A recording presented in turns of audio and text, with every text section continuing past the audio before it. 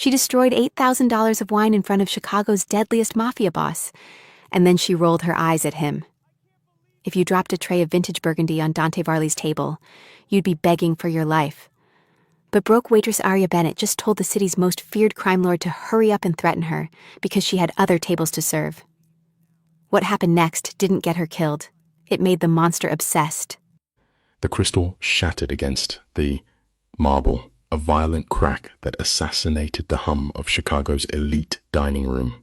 You and I must look closely at this frame, because this is where the tragedy takes its first breath. Aria Bennett stood frozen, ruined glass glittering around her shoes like diamonds drowning in blood. Across the shattered room sat Dante Varley, a kingpin who carved his empire from pure fear.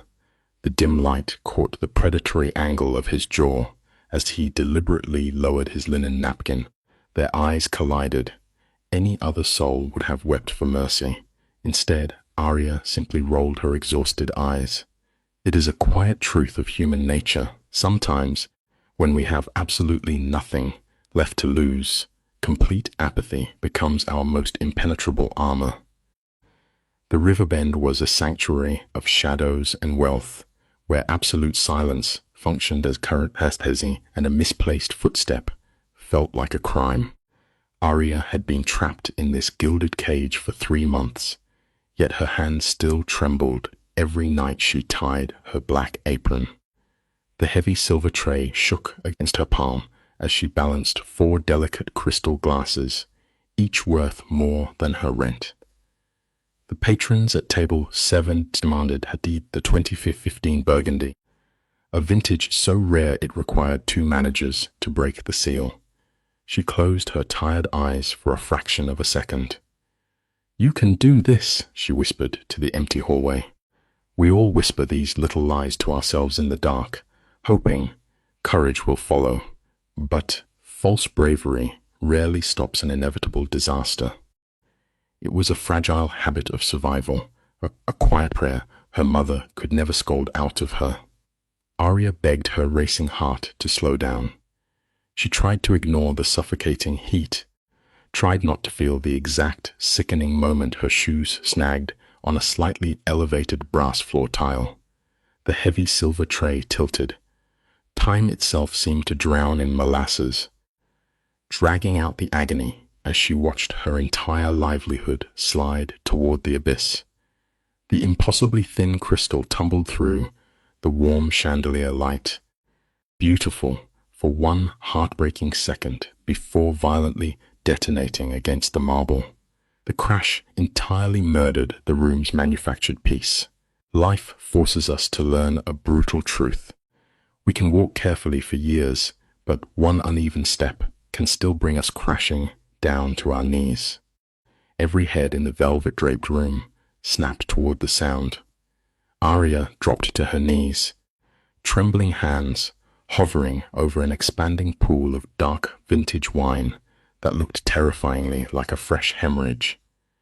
As she lifted her chin, she locked eyes with Dante Varley. She knew exactly who he was. Everyone in Chicago knew the monster hiding behind the bespoke suits and the hollow title of a businessman. A dark reputation is a heavy anchor, and it inevitably drags everyone in its orbit into the deep. He sat in the furthest corner booth, bathed in shadow, his back to the wall, so he could watch every exit. 3 massive enforcers flanked him like stone gargoyles, their eyes completely empty, stripped of all human mercy by the terrible things they had done in his name. The bodyguards wore coats that failed to hide the heavy lines of their concealed weapons, their hollow eyes scanning the frightened diners. But the true gravity belonged to Dante. He was not the deformed beast our stories warn us about. His face was a tragic masterpiece, a profile struck on an ancient blood-stained coin. His jaw was locked tight, his mouth a cruel line. He wore his charcoal suit like armor, and his suffocating gaze was fixed entirely on Aria. The restaurant stopped breathing. Somewhere, a kitchen timer shrieked like a dying bird, completely ignored. In that terror, Arya desperately clung to her waitress training. It reminds us that when pure panic floods our veins, simple, predictable routine is the only raft we have left to keep from drowning in the dark. Driven by instinct, Arya dropped a white cloth over the crimson puddle, hands trembling to erase the mess. "I am so sorry," she whispered to the marble, her pride shattering with the glass. Then, the terrified voice of her manager, Robert, cut through the air. You could almost hear his 15 years of ambition snapping in his throat. He was a man built on perfect order, terrified by the silent presence of a predator like Dante. "Miss Bennet, stand up." She rose slowly, clutching the wine-soaked linen to her chest like a bleeding flag of surrender. The dark stain soaked her uniform, branding her.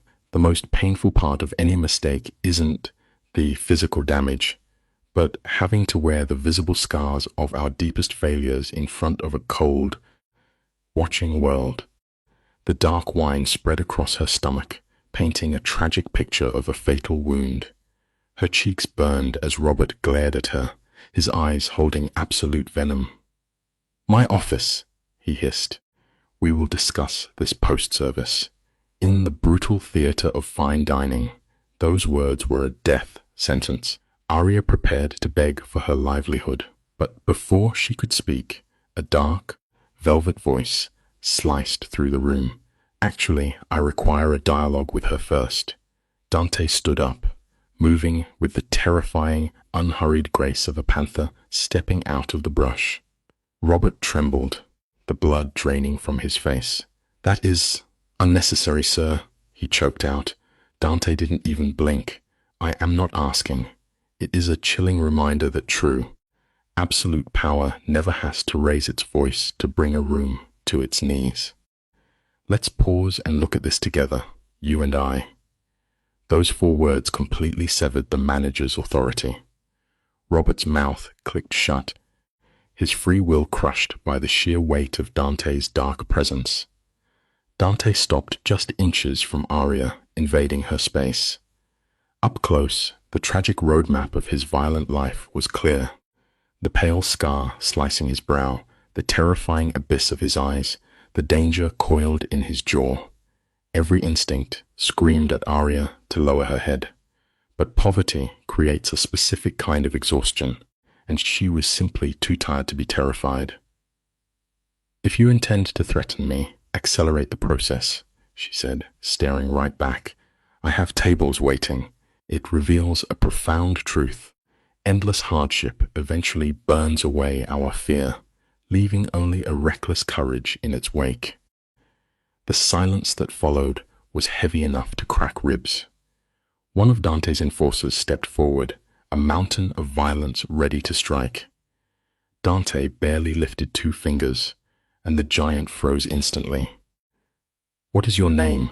Dante asked, his voice terrifyingly flat. "You already know," Arya fired back. "You heard my manager." The air grew colder. "I need to hear it from your own mouth." Like a tragic heroine, she locked eyes with him. Looking into his gaze was exactly like staring down the dark barrel of a loaded gun. "Arya Bennet," she breathed. He tasted the syllables slowly, letting her name linger on his tongue. "Do you enjoy this employment?" Behind her, someone let out a strangled gasp. It is a vital lesson in survival, in the ruthless games of power. A softly spoken question can be far more dangerous than a drawn blade. The strangled noise was undoubtedly Robert, likely on the edge of a heart attack. But then the terrifying mask of Dante's face fractured for a second, revealing a ghost of genuine amusement. "Most people cower when I stand before them," he noted with dark curiosity. "Most people have things worth losing," she snapped back. Her mother always warned that her sharp tongue would be the death of her, and standing before this kingpin, it felt like a prophecy. Shifted his shoulders, studying her like a broken puzzle. "You aren't afraid of me. I am absolutely terrified, she whispered, but I am also financially ruined, so I simply don't have the energy left to beg. Life teaches us that sometimes stripping away our walls and offering brutal, naked honesty is the only way to disarm the monsters standing in our path. Miss Bennet, Robert choked out, his voice snapping under sheer terror. Dante raised one hand, silencing the manager with the effortless dominance of a king.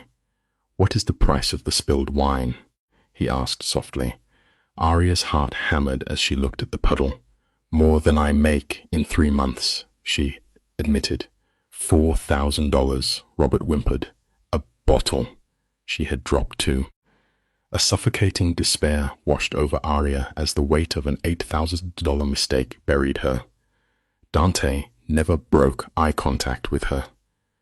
"Put the penalty on my tab," he commanded smoothly. The dining room exhaled in unison, and Robert began babbling his pathetic gratitude. But we must always beware of sudden saviors. A favor from a dangerous man is never a rescue. It is simply a velvet collar being securely fastened around your neck. "I will take dinner in the private wing," Dante stated, leaving no room for debate, "and she will serve me." Robert frantically stepped in. "Sir, protocol states," Dante shifted his dark eyes, and the unspoken threat severed the manager's words like a guillotine. "Survival defeated policy." "Yes, Mr. Varley," Robert swallowed. Dante turned back to Aria, his gaze lingering like she was a fascinating new obsession. "You have 4 minutes," he murmured. "Do not keep me waiting." He turned, his guards falling into orbit around him as they vanished into the corridor. Aria stood perfectly still amidst the broken glass. Robert grabbed her arm, fingers digging into her skin. "What in God's name was that?" he hissed. "You and I know exactly what it was."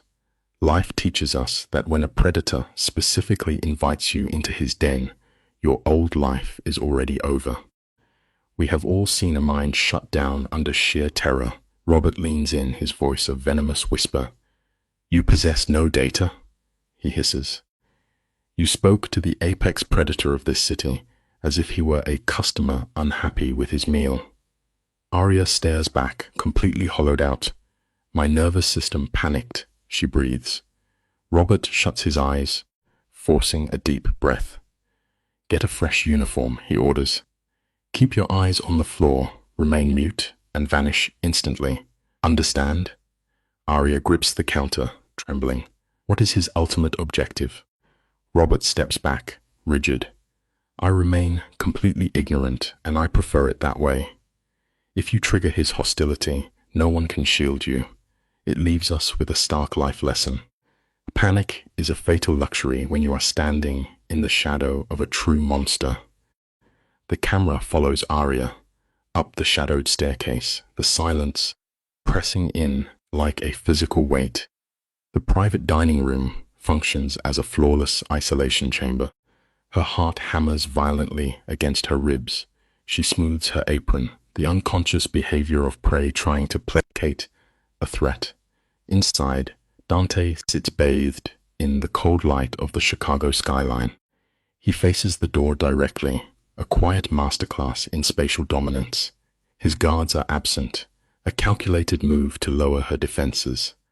Aria freezes at the threshold, caught in a war between her screaming instinct to flee and the gravity of his command. The lesson here is absolute and unforgiving. When your gut begs you to run from a quiet room, you must turn around before the heavy door finally clicks shut behind you. Watch closely how the trap actually springs. It begins with quiet commands. Close the door, bring the plate, take a seat. This is the dark art of breaking a human spirit. As Aria pushes the heavy oak door shut, the metallic click of the latch echoes like a closing vault. Her hands tremble violently, betraying her absolute terror.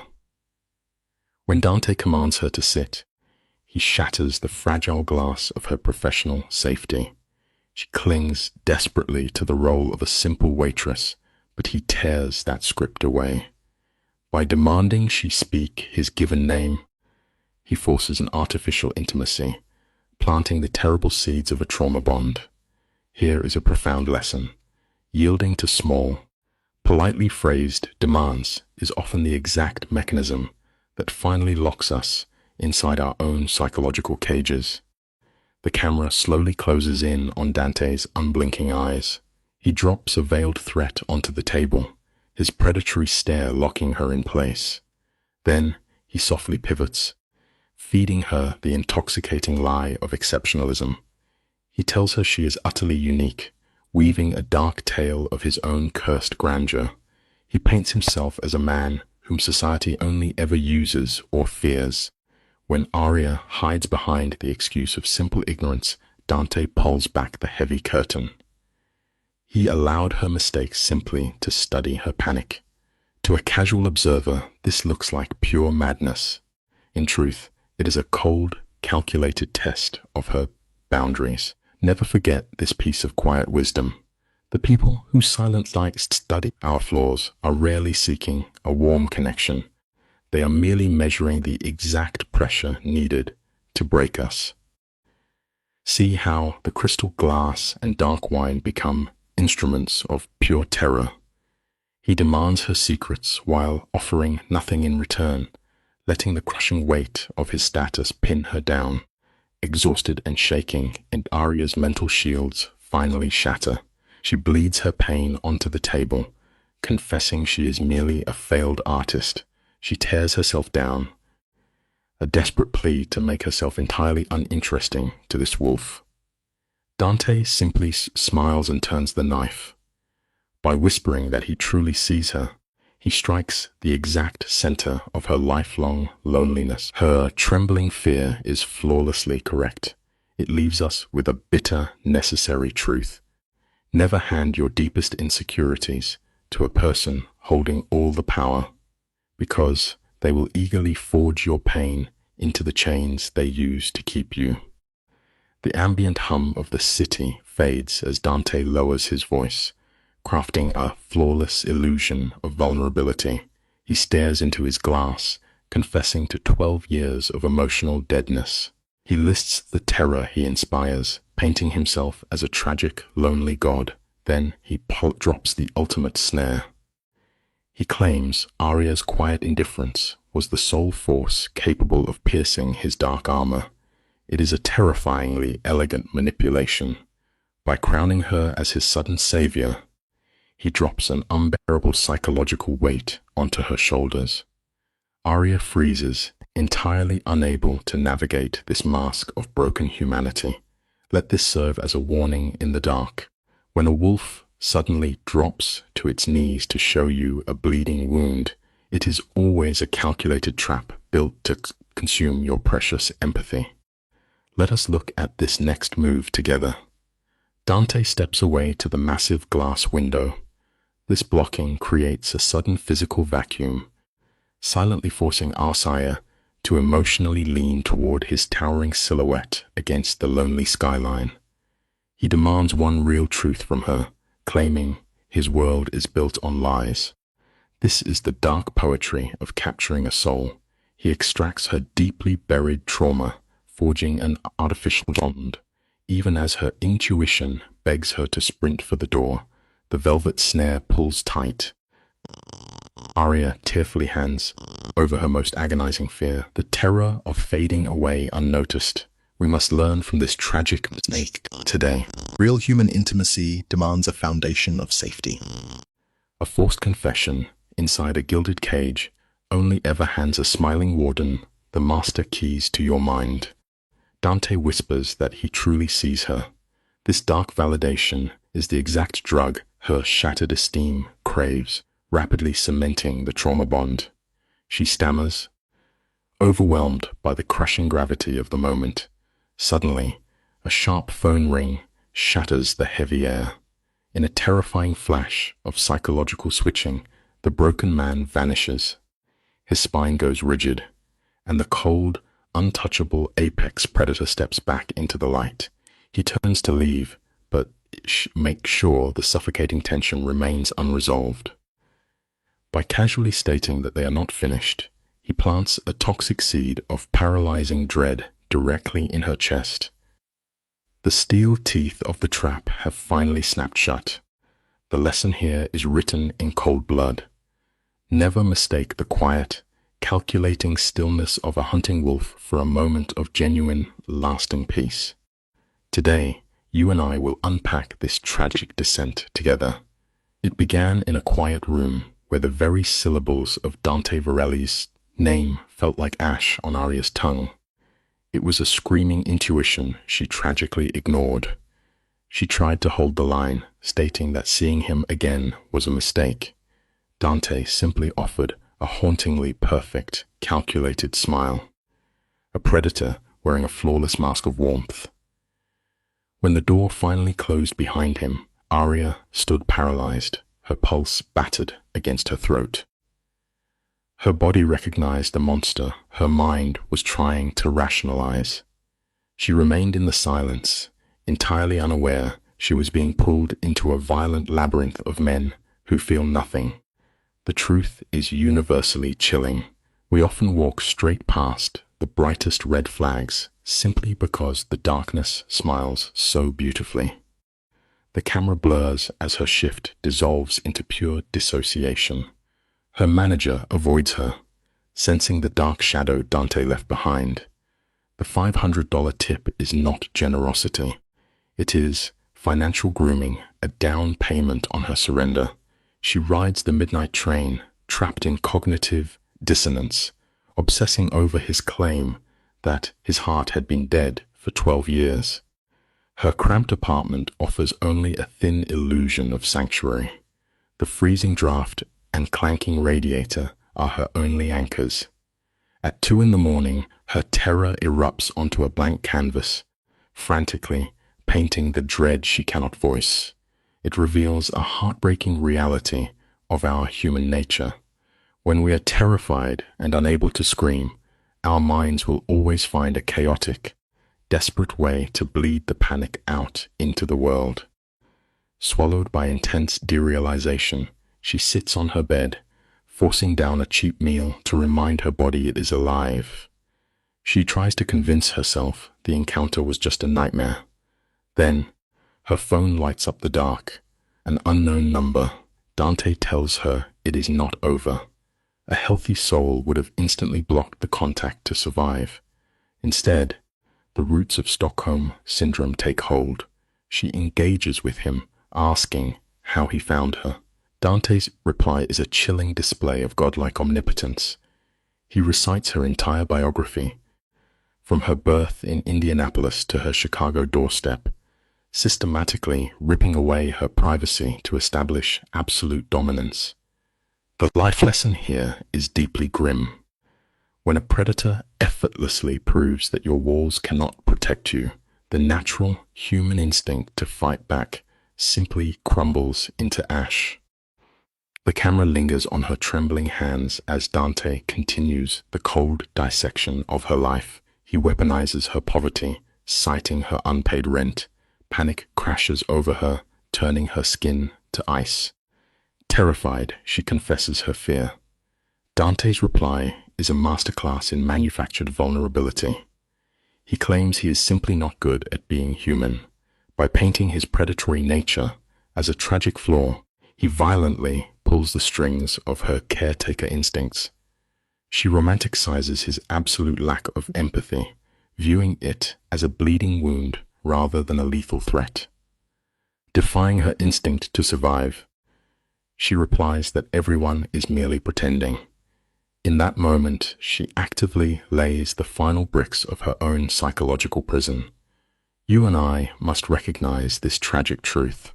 Empathy is a beautiful gift, but handing it to a starving wolf will only guarantee your destruction.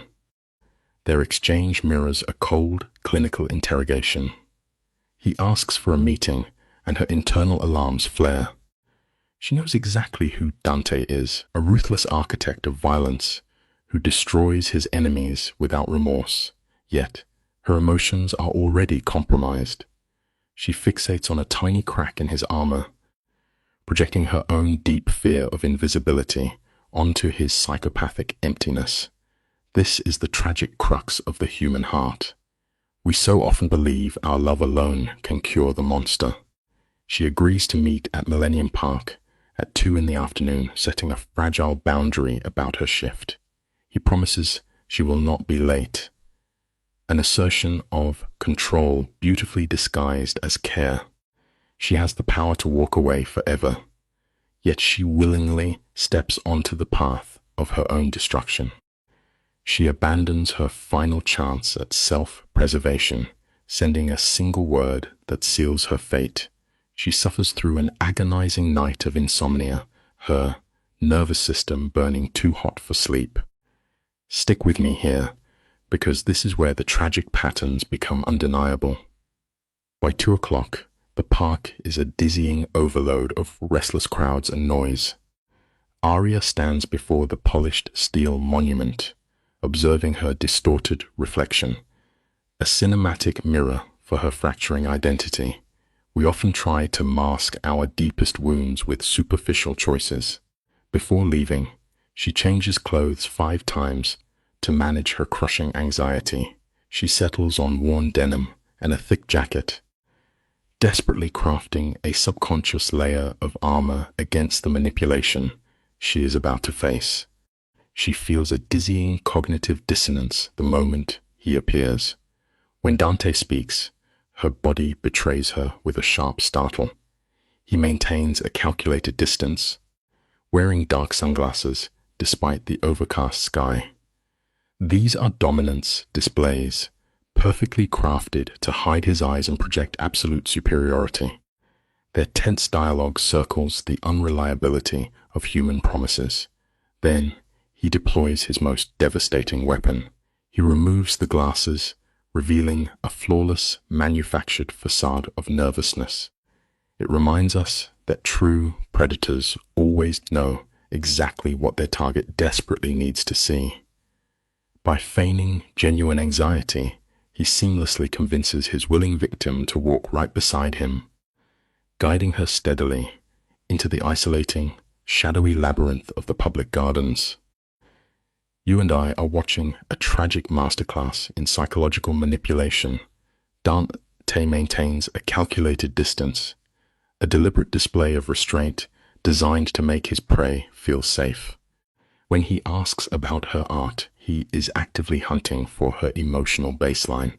Arya considers deception our natural human defense, but a megalomaniac exerts a terrifying gravity that demands compliance. Her voice trembles as she confesses that she paints to survive the overload of her reality, throwing chaotic color onto canvas when the world becomes intolerable. By extracting this personal admission, Dante bypasses her outer defenses. The life lesson here is chillingly simple. The very moment we confess our survival mechanisms to a predator, we hand them the blueprint to our own cage.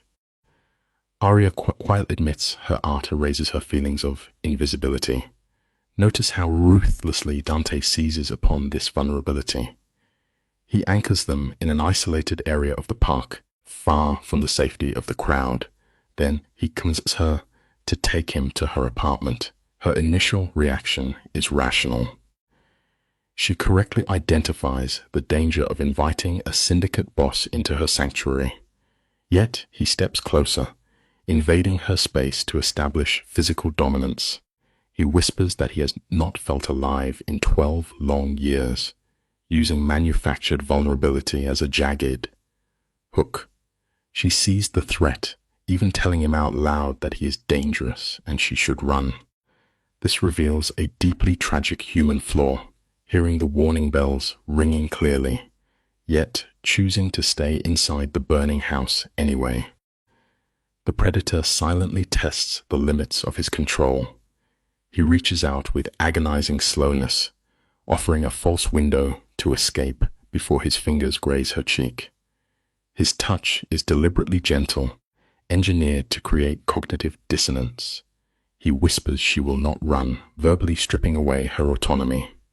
Cornered, Arya demands one true confession. Dante deploys the devastating weapon of the megalomaniac, the illusion of a tortured soul. He claims he is tired of being a monster, saying her gaze makes him feel normal again. This calculated confession hangs heavy in the fading light. He frames himself as a wounded beast begging for redemption. Empathy is a beautiful trait, but we must remember a hard truth. When empathy is offered to someone entirely devoid of a conscience, it becomes our fatal weakness. The camera pushes in slowly as she whispers her surrender. The spatial dynamics violently shift the second the apartment door clicks shut. Dante does not just step into the dimly lit room. His sheer presence consumes the oxygen. He stands dead center, his dark eyes absorbing the chaotic explosions of crimson, gold, and violent purples bleeding across her canvases. He reads her pain in the angry black strokes, validating her trauma by calling the brutal work honest. By praising her broken pieces, he becomes her sole savior. You and I must remember a simple, painful truth about human nature. Dangerous people do not look for the bright light in us. They carefully study the shadows where we hide, just waiting for an open door. We watch the psychological dismantling unfold frame by frame. Dante steps closer, praising her raw honesty, swearing she is the only one who refuses to wear a mask. He elevates her above the rest of the cold world, a classic trigger for Stockholm Syndrome. He crosses the peeling floorboards in 3 quick strides. His radiating body heat and the scent of expensive cologne overwhelm her rational thoughts.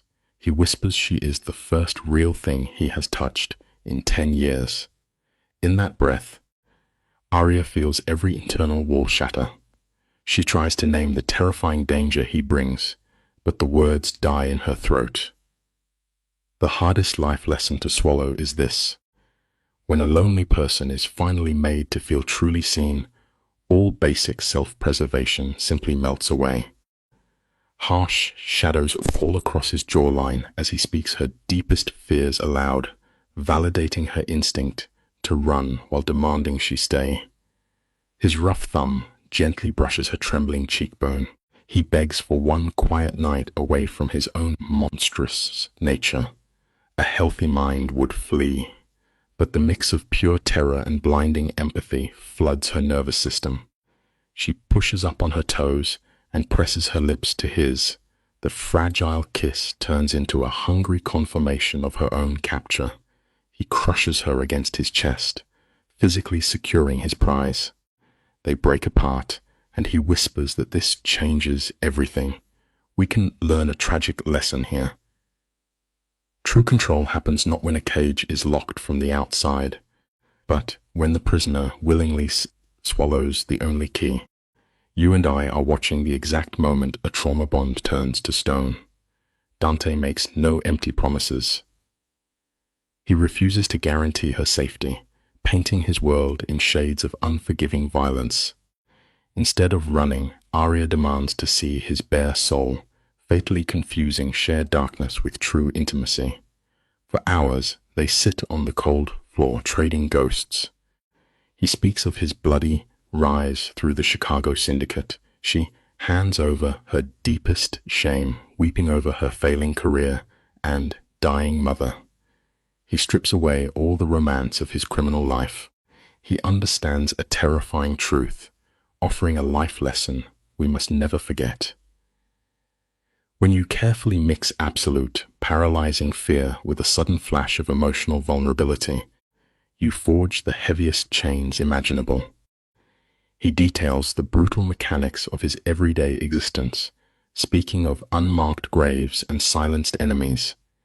He frames his cold detachment as a tragic necessity, whispering that he became so untouchable he simply forgot how to be touched. Arya listens with wide eyes, offering him the pure validation that a hungry ego demands. She feels as though she is bleeding out and healing at the exact same time.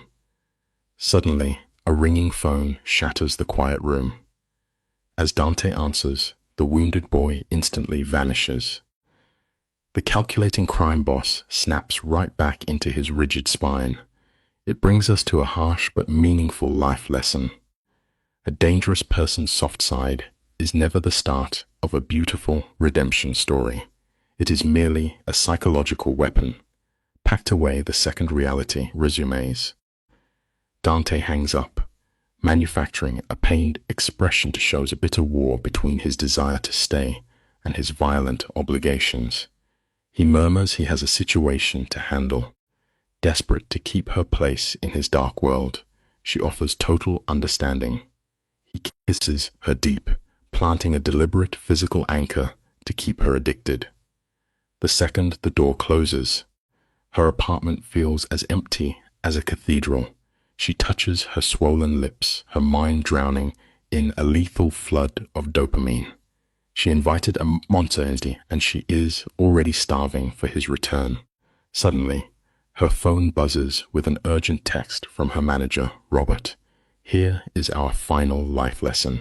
No matter how safe an isolated bubble feels, it will always shatter against the cold, hard concrete of reality.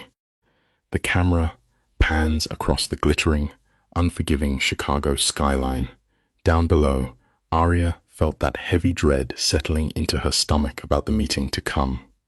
Yet, instead of running, she retreated deep into the quiet safety of her own delusions. She pictured the way Dante looked at her paintings, handling her with a terrifyingly manufactured fragility.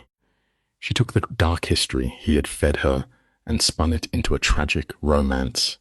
She knew her soul could never survive his brutal world, but she stepped toward the danger anyway. She equated the treacherous beauty of the city with the man who had just dismantled her mind, convinced he had simply stolen her heart. You and I have probably both made this mistake, tragically confusing the systematic destruction of our boundaries for an epic romance. Cut to the back office, a room vibrating with panic that offered a brutal contrast to her romanticized daydream. Her manager, Robert, paced the floor, sweating. It was the exact reaction a normal person has when crossing paths with an apex predator. Aria just sat there, completely detached, her vision blurred by the heavy fog of a trauma bond. She calmly asked if she was being fired, brushing off the tension as if it were just about a shattered wine glass. Robert let out a sharp, breathless laugh, desperate to crack through her massive cognitive dissonance. He told her 3 different board members had already called, begging to know how he lured Dante into the dining room. Aria just blinked. She was trapped so deeply in her own mind that she could not even see the terrifying grip he held on the city. The predator was closing the net with a flawless strategy. Robert wiped his face, explaining that Dante had reserved the private dining room and specifically demanded Aria to serve him. Notice her reaction in this frame. Instead of recognizing a terrifying delay's display of territorial control, she softened, interpreting the trap as sweet, romantic flattery. Robert looked sick to his stomach, realizing she had just been hooked by the most lethal man in Chicago. Aria simply shrugged, claiming she never meant for this to happen. Robert was trapped. Deny the request and face absolute ruin, or allow it and watch the fallout. Aria quietly agreed to take the table. It is deeply heartbreaking to watch someone stop fighting the dark water, simply letting the violent undertow drag them quietly down to the bottom. Robert leaned in and trying to shatter the glass walls of her delusion. He bluntly reminded her that Dante was a lethal predator who extinguished lives with his bare hands, carrying a grotesque reputation. Deep inside, Aria instantly raised her emotional shields to protect her captor. She felt a burning need to defend the man who had looked at her paintings like they were sacred texts, the man who kissed her with a beautifully manufactured desperation. This fierce urge to shield the monster is the true hallmark of a trauma bond. Yet, somewhere in the darkest corner of her mind, a tiny voice heard Robert. She had only seen the mask. Here is a hard truth we must carry. Predators never show their sharpest teeth while they are still trying to coax you into their cage. Arya promised to be careful, but it was a hollow lie. The dark compulsion to pull closer to her captor overpowered her logic. Her fingers trembled as she texted him about the reservation. His reply came instantly, a deeply calculated strike to reinforce her special status. He claimed the distance was agonizing, begging her to arrive early because he missed her. Let us be clear about what we are watching here. This is the final, fatal turn of the psychological screw.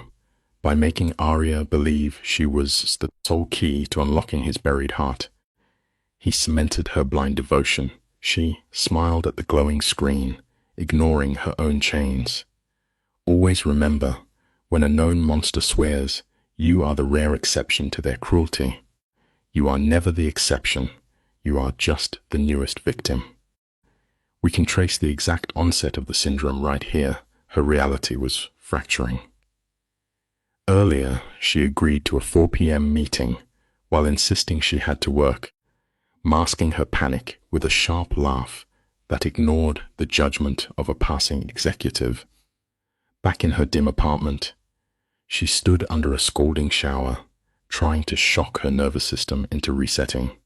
Staring into the fogged mirror, she experienced true dissociation. Just 2 days ago, she was a ghost in this city. Now, a megalomaniac was bending his empire to maintain absolute dominance over her mind. Suddenly, her phone vibrated. An untraceable caller. She answered, and a cold, highly professional female voice echoed through the quiet room, asking for her. Her name was Victoria Cross. Stick with me. Today we are going to look closely at how trauma bonding actually takes root. The catalyst dropped when a Chicago Tribune reporter called her, probing about her connection to Dante Varelli. In a purely clinical sense, you can see her nervous system shut down, her blood running cold. She immediately entered the denial phase, aggressively claiming she did not know him. But the journalist pressed harder, referencing his highly public and unusual visit to her building. When the reporter explicitly warned her about the blood on Dante's hands, Arya slammed the phone down. A crushing wave of acute paranoia flooded her chest as unknown numbers began lighting up her screen. Finally, a text cut through the chaos. It was the predator himself. The invisible web was pulling tighter. Let us look closely at the text Dante sent her. He instructed her to ignore the outside world, swearing he would handle the fallout. This is the absolute textbook maneuver of a narcissist. By setting himself up as her only shield, he forcefully built a cage of predatory isolation around her. Arya desperately reached out for a shred of psychological comfort, but instead, she was violently shoved into his reality, a dark, paranoid existence where privacy does not exist. Her nerves were utterly frayed. It is exactly in this hypervigilant, exhausted state that a familiar ringtone shattered the silence. She picked up, and her mother's voice poured through the speaker. It was a jagged, volatile mix of raw maternal fury and sheer, unadulterated panic, striking her right in the chest.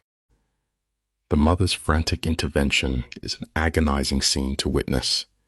She caught the media whispers and demanded to know why her daughter was entangled with a crime boss. Cornered, Arya fell back on minimization. She swore it was merely a transaction, just a waitress and a wealthy patron. But her mother saw straight through the fog, diagnosing the sick pathology at play. With a trembling voice, she begged her daughter to listen, warning her that men with this dark profile do not feel love the way we do. They consume. They drain a person's soul until nothing is left but an empty shell. It is a harsh, universal truth we desperately try to ignore when we are lonely. Predators do not nurture the things they claim to care about. They merely feed on them. Watch how the camera focuses on Arya's face, capturing the painful weight of her cognitive dissonance. She promised her mother she understood the danger, but the tremor in her voice exposed a profound self-deception. After hanging up, she sat in the dark, surrounded by her canvases. Through her warped psychological state, those paintings morphed from expressions of lonely beauty into glaring, subconscious warning signs. As she made her way across the city to the restaurant, a sickening hyper-vigilance gripped her. Her eyes darted everywhere. The man reading a paper, the woman on her phone, they all looked like spies in Dante's network. The bitter, metallic taste of paranoia coated her mouth. By the time she pushed through the heavy doors, her anxiety was a raging fire. Now, let us examine the moment they finally collide. Arya climbed the stairs to the private dining room, her heart hammering against her ribs. Dante was waiting by the window, executing a masterclass in physical disarmament. His heavy suit jacket was discarded, sleeves rolled up to reveal the dark ink of a Latin tattoo on his forearm. This deliberate shedding of his intimidating armor was designed purely to manufacture intimacy. He smirked at her early arrival, wearing the smug triumph of a hunter. When she breathlessly demanded how the media found them out, his answer was chillingly calm. A random photographer in the park, he claimed. Notice how smoothly he shifts the blame to the universe, reminding her that he controls almost everything, trapping her deeper in his web. Come with me.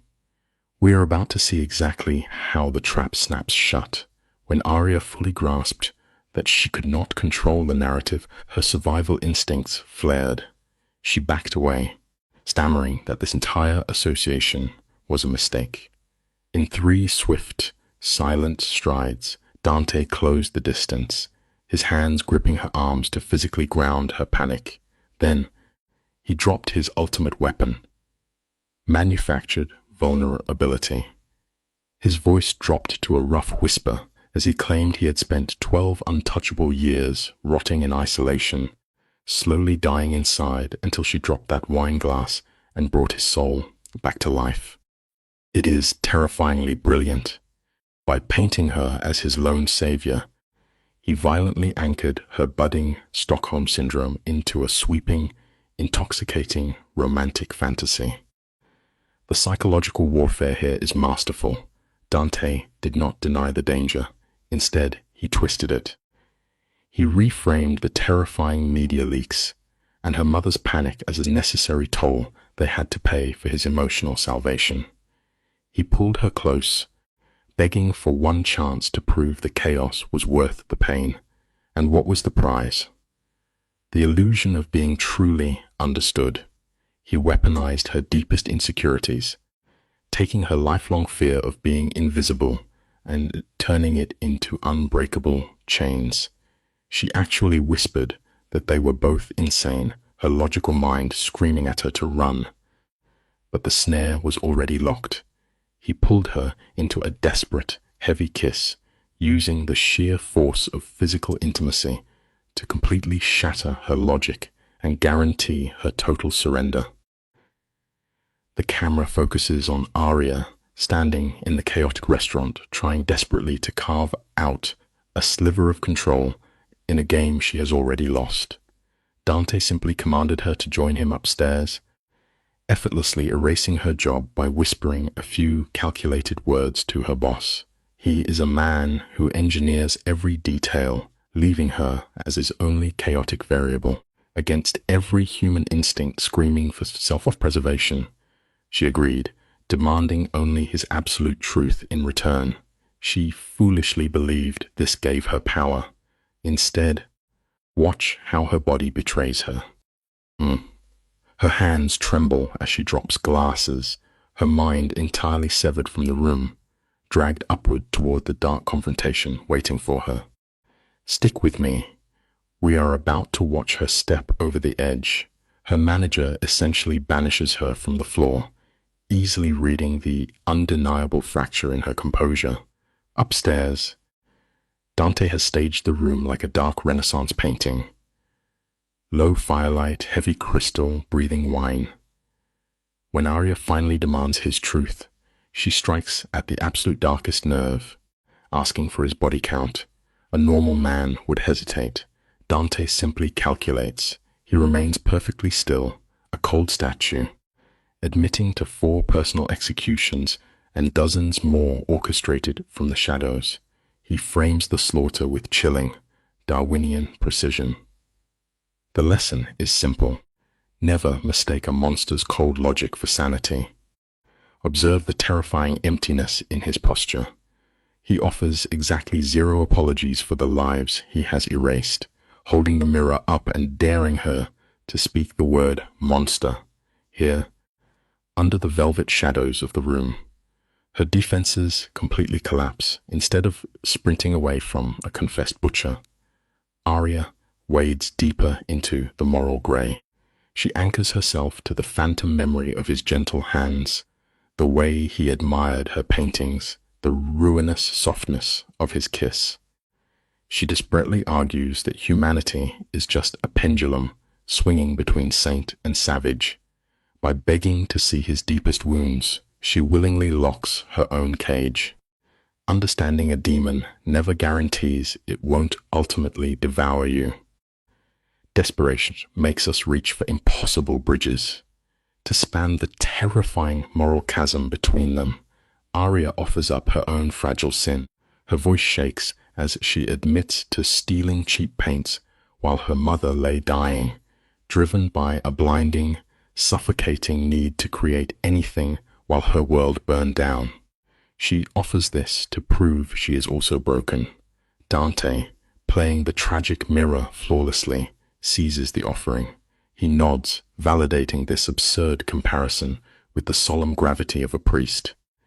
He whispers that murder and petty theft are born from the exact same frantic pulse of survival.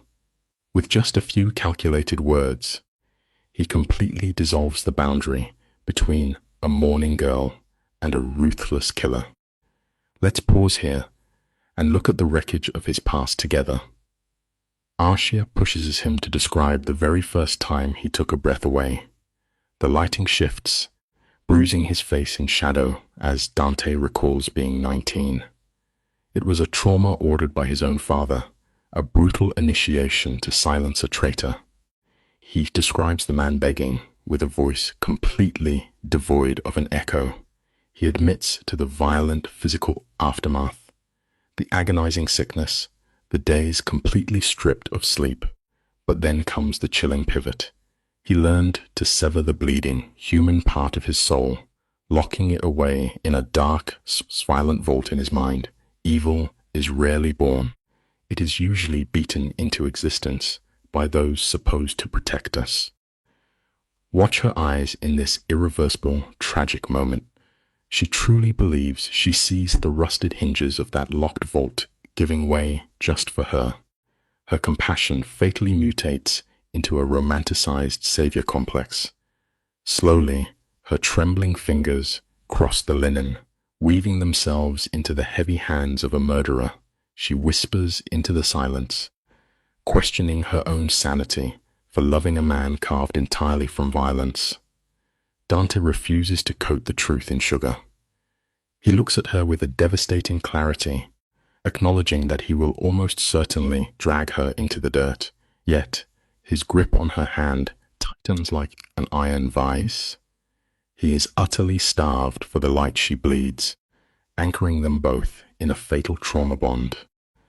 Notice the exact second the iron collar of their bond snaps definitively shut. A healthy mind would hear the warning, push the chair back, and sprint. Arya does the exact opposite. She rounds the table, drawn by a gravitational pull of pure, aching desperation, and kisses him. It is a bruised, frantic collision, fueled by the terrifying knowledge that their reality is destined to shatter. When they finally pull back for air, Dante presses his heavy forehead against hers. He asks her to stay the night, not at his lavish penthouse, but at his secret sanctuary. He offers a hidden kingdom meant only for two. Arya simply nods, desperate to wake up in his arms just once. Never let deep loneliness rewrite your survival instincts. Every alarm bell behind her eyes is ringing, begging her to run while she still can. The emotional current is moving far too fast, dragging her under. But we must weigh the crushing gravity of her isolation. The shivering part of her psyche, the part that simply begs to be truly seen, violently overrides her logic. They slip out a back exit into the freezing night air, stepping into a waiting, black sedan. Dante's hand rests heavy and possessive at the base of her spine. As the car glides into the quiet, old money streets, the imposing brownstone they enter feels jarringly peaceful. The interior completely betrays his brutal reputation. When we mute our inner warnings just to feel wanted, we turn the key to the cage. The camera sweeps through the space, revealing a meticulously arranged illusion of a normal life. Rich hard wood, exposed brick, a kitchen that has actually seen warm meals. When she questions the undeniable warmth of it, Dante's voice softens. He explains that the glass penthouse is nothing more than a theatrical stage. This is his actual sanctuary. Then, he slides the hook in deep, murmuring that no one has crossed this threshold in 5 long years. By placing her on a pedestal above the rest of the world, he expertly weaponizes her craving to be special. As she wanders the room, she freezes before a massive, bleeding painting on the wall. If there is a truth for you and I to remember, it is this. A dangerous man's vulnerability is very often just a more sophisticated mask. She recognizes the canvas instantly from her abandoned days as a student, a genuine Rothko. It is a violent collision of slashed reds and bruised blacks, worth millions. She feels a magnetic pull to the heavy strokes, whispering that the art is pure chaos and rage held together by an agonizingly rigid structure, control masking a massacre. It is a flawless mirror of the man breathing softly right behind her. He stands just close enough for his heat to wash over her, projecting sheer dominance. When she turns, his eyes demand she strip away all her polite fictions. He guides her into the bedroom, and the intimacy that follows is a shocking contrast to his violent world. It is agonizingly slow, reverent, and devastatingly tender. He touches her as if she might shatter into dust. In the quiet dimness, her trembling fingertips slowly map the brutal geography of his skin. She traces the jagged ridge of a knife wound across his ribs, the puckered hollow of a bullet graze biting his shoulder. Every scar is a loud, permanent record of his savage existence. When she softly asks if the ghosts still hurt him, he whispers that only her touch makes the agony stop. Their union becomes an act of desperate survival, a fragile shelter built in a war zone. Tangled in the heavy sheets, he pulls her against his chest. Into the silence, he confesses that he is falling deeply in love with her, and in the exact same breath swears he will absolutely destroy her. The lesson is etched in stone. When a demon warns you of his fire, you must believe him the very first time. A sharp physical ache explodes in her chest, violently stealing her breath. She grips his arm and begs him not to break her. Dante, playing the role of the cursed romantic tragedy, buries his face in her hair and whispers he doesn't know how to do anything else. This is the core of the captive's disease. The victim looks at the captor's bleeding dysfunction and decides it is a puzzle they must solve together. She vows to learn how to survive his shadows. It is a beautiful, catastrophic mistake. They sleep, two profoundly shattered pieces desperately trying to mimic a whole. But at 3 in the morning, primal instinct forces her eyes open. The bed is cold. Panic spikes her pulse until she sees him, standing by the window, staring out entirely alone in the freezing dark. He doesn't even turn to look at her as she sits up. Instead, his voice slices through the room, cold and entirely stripped of the tenderness from hours before. He lays bare the terrifying mechanics of his empire. His enemies will look at her and see a weapon. They will tear her apart just to watch the light die in his eyes. He speaks a name that chills the room.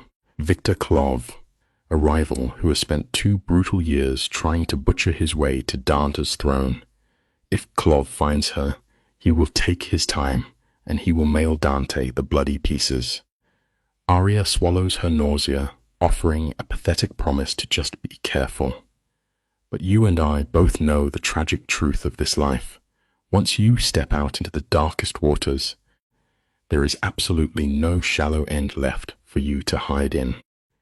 You and I are watching a tragedy unfold, frame by inevitable frame. Dante shatters the last mirror of her romantic illusions. The room is steeped in suffocating shadows as he tells her the truth. There is no happy ending. There is only survival and the high probability of a violent death. But watch Arya. She steps forward, forcing him to meet her eyes. Her hands tremble from the weight of finally being seen. For years, she was a ghost, serving food to faceless strangers, starving for a single touch. She looks at this dangerous man and calls him her savior, choosing the fire of his world over the cold of her invisible one. The human heart is tragically adaptable. We will gladly drink poison if it is the only way to finally feel alive. She leans into the fatalism, her voice a fragile whisper. If she dies, she says, she will die having been truly perceived. Dante pulls her against his chest. His shoulders shake in a tragic collision of a laugh and an agonizing sob. He whispers that she is completely out of her mind, and she smiles against his collarbone. They fall into each other, racing against a violently shrinking clock. Then comes the morning, painting the skyline sign in lying pinks. The illusion shatters with a single phone call. Victor Klov knows everything. The leak is real. Klov has the photographs, her exact address. The wolves are at the door. It reminds us of a bitter truth. No matter how tightly we close our eyes, the morning always brings the consequences of the night. The cold panic sets in, chilling the room. Arya frantically searches for a tactical way out, but Dante has already moved the pieces on the board. He tells her that her mother is hidden away from the impending slaughter. He frames her face in his scarred hands. The lighting catches the sheer terror in his dark eyes, a man terrified not for his own life, but for hers. He demands absolute obedience, masking his desperate need to control as protective care. He swears an oath to keep her safe, promising to burn the city down if necessary. Yet, as the words leave his mouth, his voice breaks. The untouchable criminal empire he built is actively collapsing.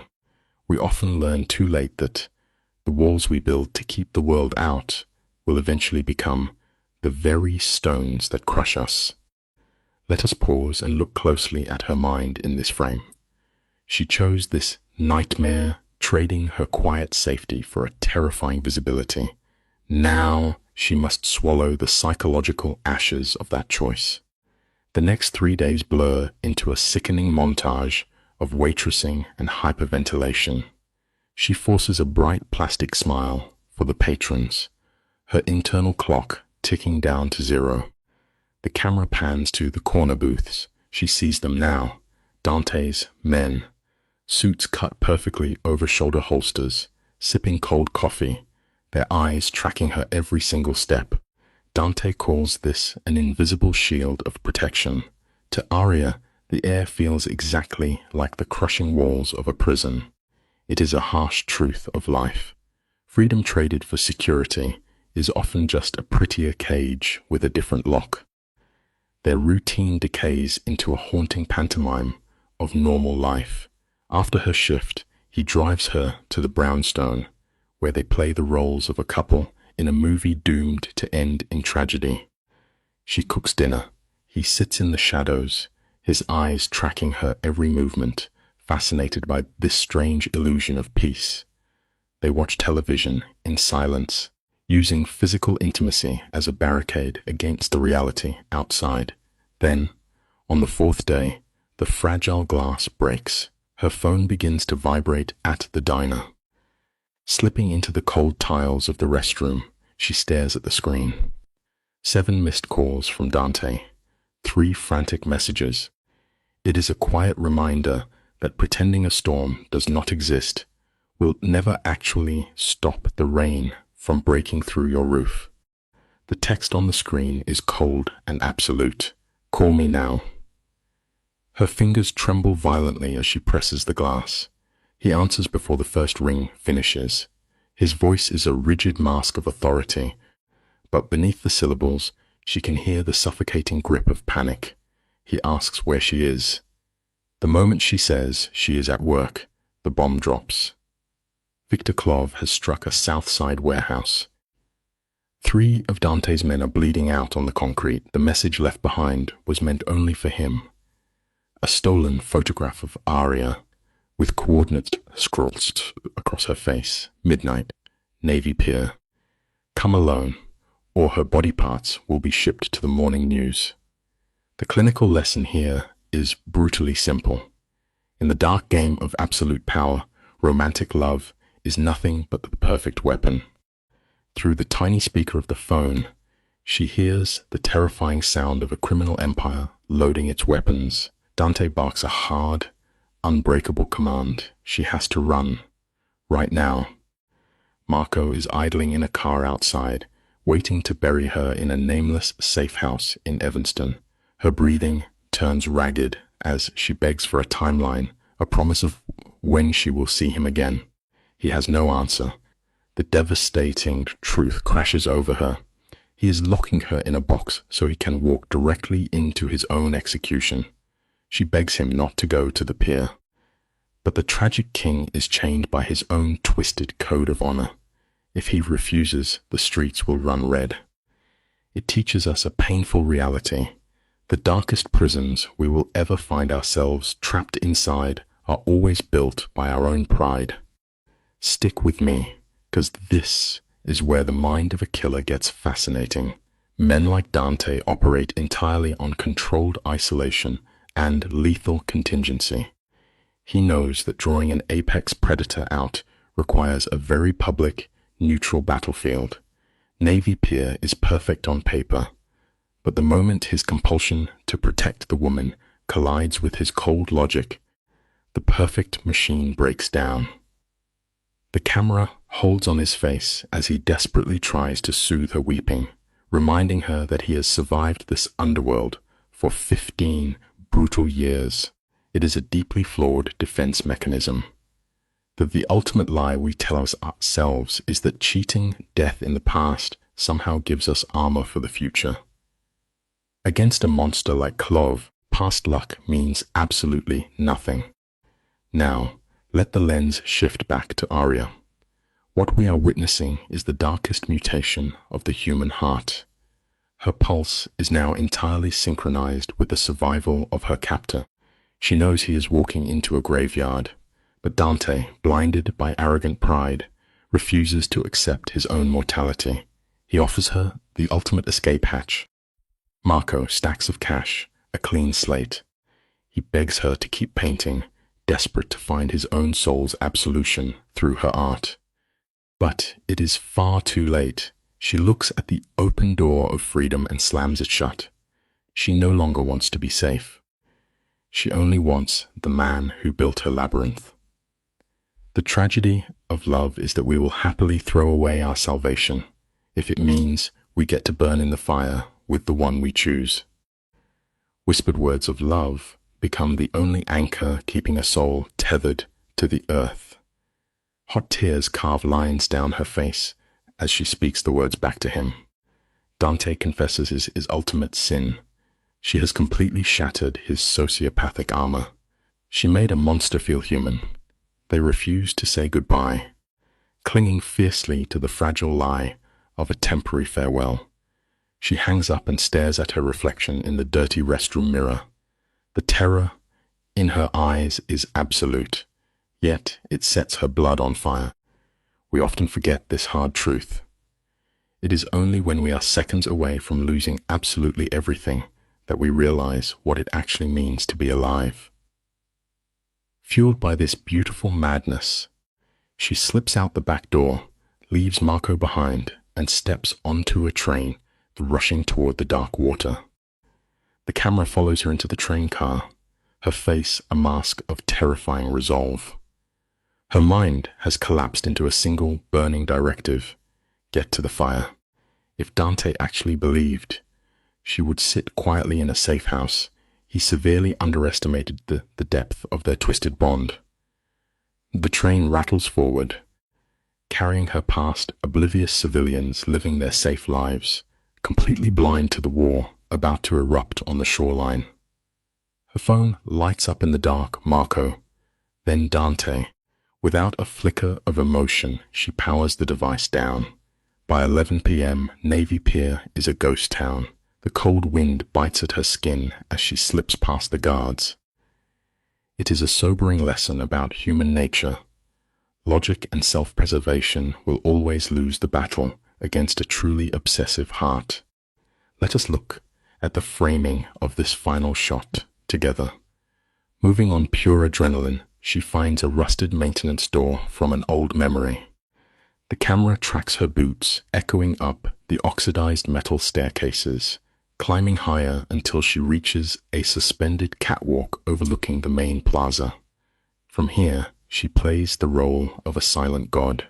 She sees everything: the dead silhouette of the Ferris wheel, the deep shadows where the killers will enter.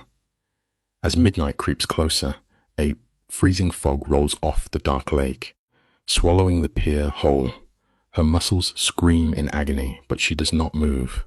And then the dark coat of the man she loves bleeds out of the mist. We learn here that true devotion is not found in safety, but in standing willingly at the edge of the abyss. The camera pans across the thoroughfare as Dante steps into frame. His gait is the relaxed movement of a predator walking willingly into a snare. He carries no weapons, a calculated display of sheer invulnerability.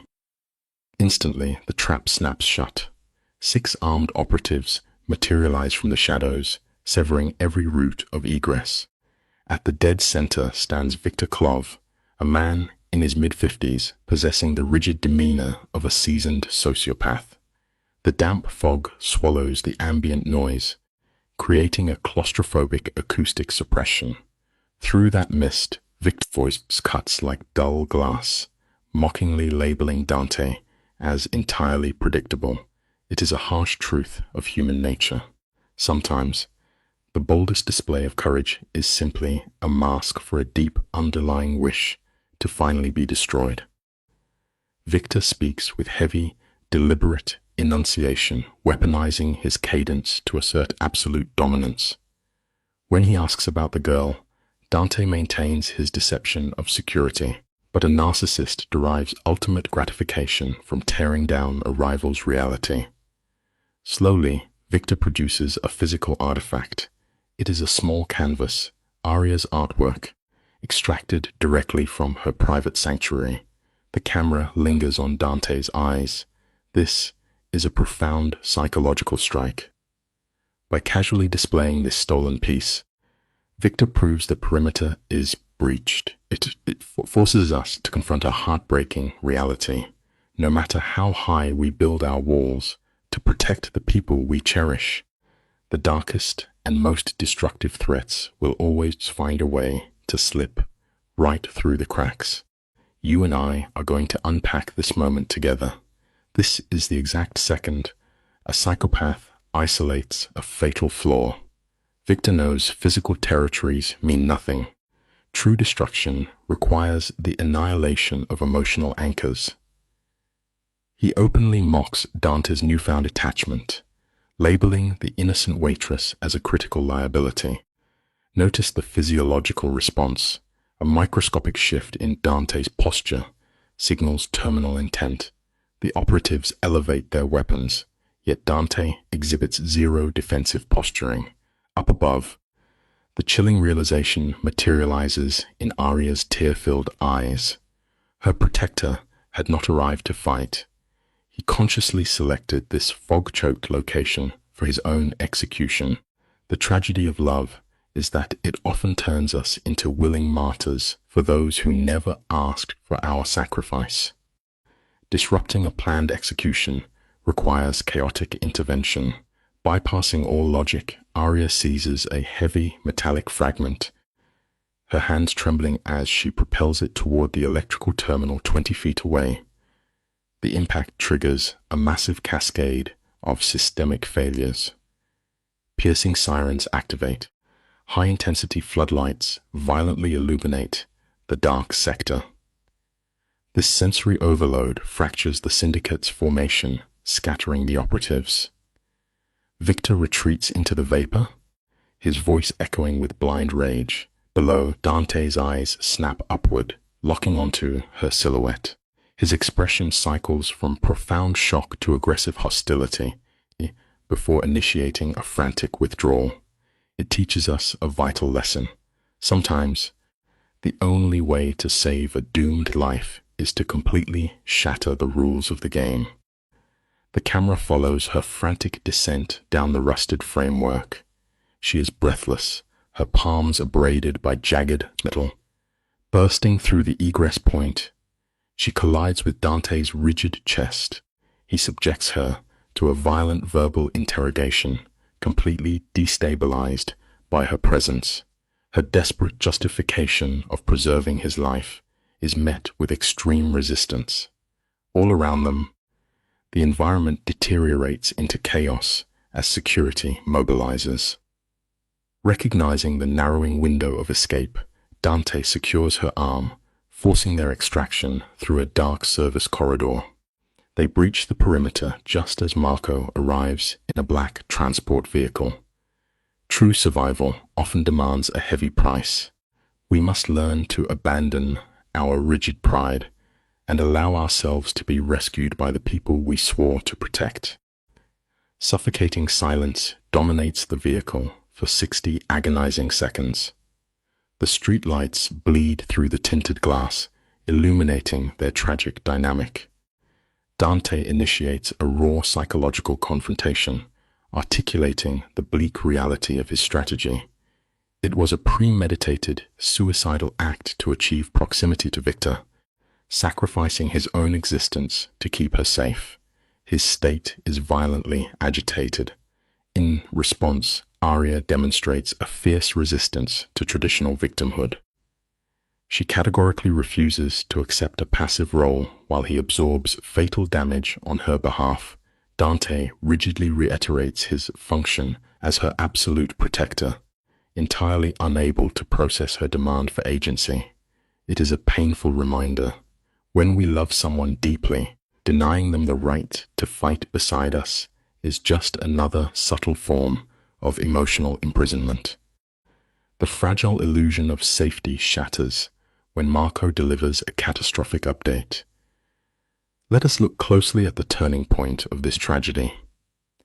During the peer confrontation, Victor's faction executed a devastating strike on Dante's logistics facility, but the lost capital means nothing. Marco hands over a device displaying the forensic aftermath of Aria's shattered residence. Her beautiful artifacts are mutilated, and a chilling threat is painted in red pigment on the walls. Tick-tock. The camera focuses on Dante's cold expression. He dismisses the destruction of her artwork entirely, reducing the entire equation to her basic biological survival. Victor has formally initiated total warfare. We learn a bitter lesson here. In the face of absolute annihilation, all of our precious material attachments fade into meaningless ash, leaving only the raw, primitive desperation to keep breathing. The psychological regression we witness here is both terrifying and entirely predictable. Dante immediately initiates full mobilization protocols. His voice is a flat, dead monolith as he instructs Marco to activate every available lethal asset, demanding the total incineration of Victor's infrastructure. When Arya tearfully attempts to appeal to the gentle human empathy he had previously displayed, he explicitly admits to deceiving her. The warm indicators of emotional availability completely vanish, replaced by the profound predatory void she had observed during their first encounter. The protective entity is completely submerged, and the sociopathic enforcer has resumed total cognitive control. It is a haunting reflection of human trauma. The monsters we bury never truly die. They merely sleep, waiting for the perfect moment of devastating pain to break their chains and return to the surface. Dante establishes absolute frigid boundaries, explicitly denying her the privilege of requesting mercy. Victor's intrusion has triggered an irrevocable behavioral shift.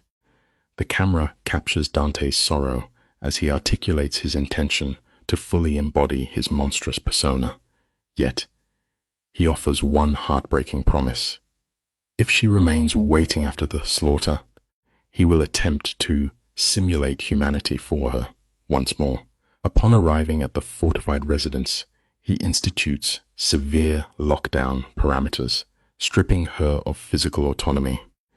He categorizes his departure simply as a dark hunt with no defined duration. In a final, desperate act of emotional grounding, her trembling hands secure his face, forcing an intense ocular connection.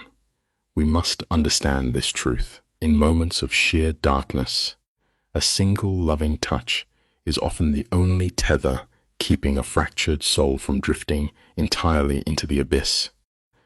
We begin our observation at the agonizing point of traumatic separation. Notice Arya desperately begging Dante not to lose his humanity. It is a tragic projection of her own psychological deterioration. That tear-stained kiss is not romance. It is a vital behavioral anchor. You and I are going to unpack this moment together, examining how extreme isolation triggers acute panic. Guarded by armed men while a war ignites, she spends the first hour pacing and the second staring at a silent device. By the third hour, her fractured mind seeks a coping mechanism. She discovers art supplies and begins painting. The violent slashes of red are a textbook manifestation of internalized terror, purging her psychological scream until the phone finally rings at 4 a.m. Isolation teaches us a brutal truth. Sometimes, the suffocating silence is much louder than the violence it hides. Observe the subtle auditory cues when she answers the phone. Dante's voice exhibits the hollow fatigue of prolonged hypervigilance. He coldly reports the destruction of 2 warehouses and the brutal neutralization of 3 lieutenants. When Arya asks if he is injured, his casual dismissal of trauma highlights a dangerous psychological dissociation. He estimates a week to extract Victor, a timeline triggering claustrophobic panic in Arya. She protests the loss of her autonomy, demanding her normal life back. This is a heartbreaking display of cognitive dissonance. She clings to the fragile illusion of the civilian world, while Dante has reduced her existence to a single variable, her physical preservation. She has functionally become a guarded possession. Our lesson here is sobering. When love transforms into absolute obsession, safety simply becomes another beautiful word for a permanent prison. Listen closely to the subtle crack in Dante's voice. It serves as a vital diagnostic marker, indicating severe emotional vulnerability in a man accustomed to absolute control. He frames her survival as a personal favor, shifting the heavy psychological burden onto her shoulders. Arya's tearful compliance clearly indicates the dark roots of Stockholm Syndrome taking hold. She overrides her own need for autonomy to soothe her protector. She demands he return, forbidding him from playing the tragic martyr. Quietly admitting he is no hero, he shows a rare moment of clinical self-awareness. When the connection terminates, she stares at her canvas. The frantic red strokes vividly symbolize her complete internal fragmentation. The ensuing 5 days of isolated confinement will only aggressively accelerate her dangerous emotional dependency. It is a tragic truth. We often willingly forge our own chains when the outside world becomes too terrifying to face alone. Let's step back and consider the devastating effects of sensory deprivation. Arya is suspended in psychological limbo, experiencing the world strictly through the reinforced glass of a gilded cage. Marco acts as her silent warden, delivering rations and sanitized updates. The civilian media incorrectly diagnoses the violence as a simple gang war, citing bodies in the river and burning buildings. Law enforcement offers empty rhetoric while the true power struggle rages unchecked. Dante's nightly phone calls become her only tether to reality, though they are steadily deteriorating. His auditory cues reveal a rapid descent into predatory behavior. Arya recognizes this tragic regression. The man she initially bonded with is actively mutating back into a sociopathic entity, consumed entirely by the brutal mechanics of fear and dominance. If we take away one profound lesson from this tragedy, it is this: the deepest scars are never left by the battles we fight, but by the quiet wars we lose inside our own minds. The morning of the 6th day bleeds into the room, casting long, bruised shadows across Marco's exhausted face. The camera of our mind focuses on his rigid posture, signaling a devastating shift. Vittorio is entrenched in a fortified Indiana warehouse, ringed by 20 heavily armed operatives and sniper overwatch. A direct assault is a guaranteed death sentence. So, Marco delivers the crushing blow.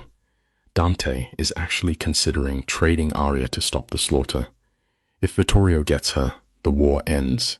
Watch the micro-expressions on her face as her entire universe shatters.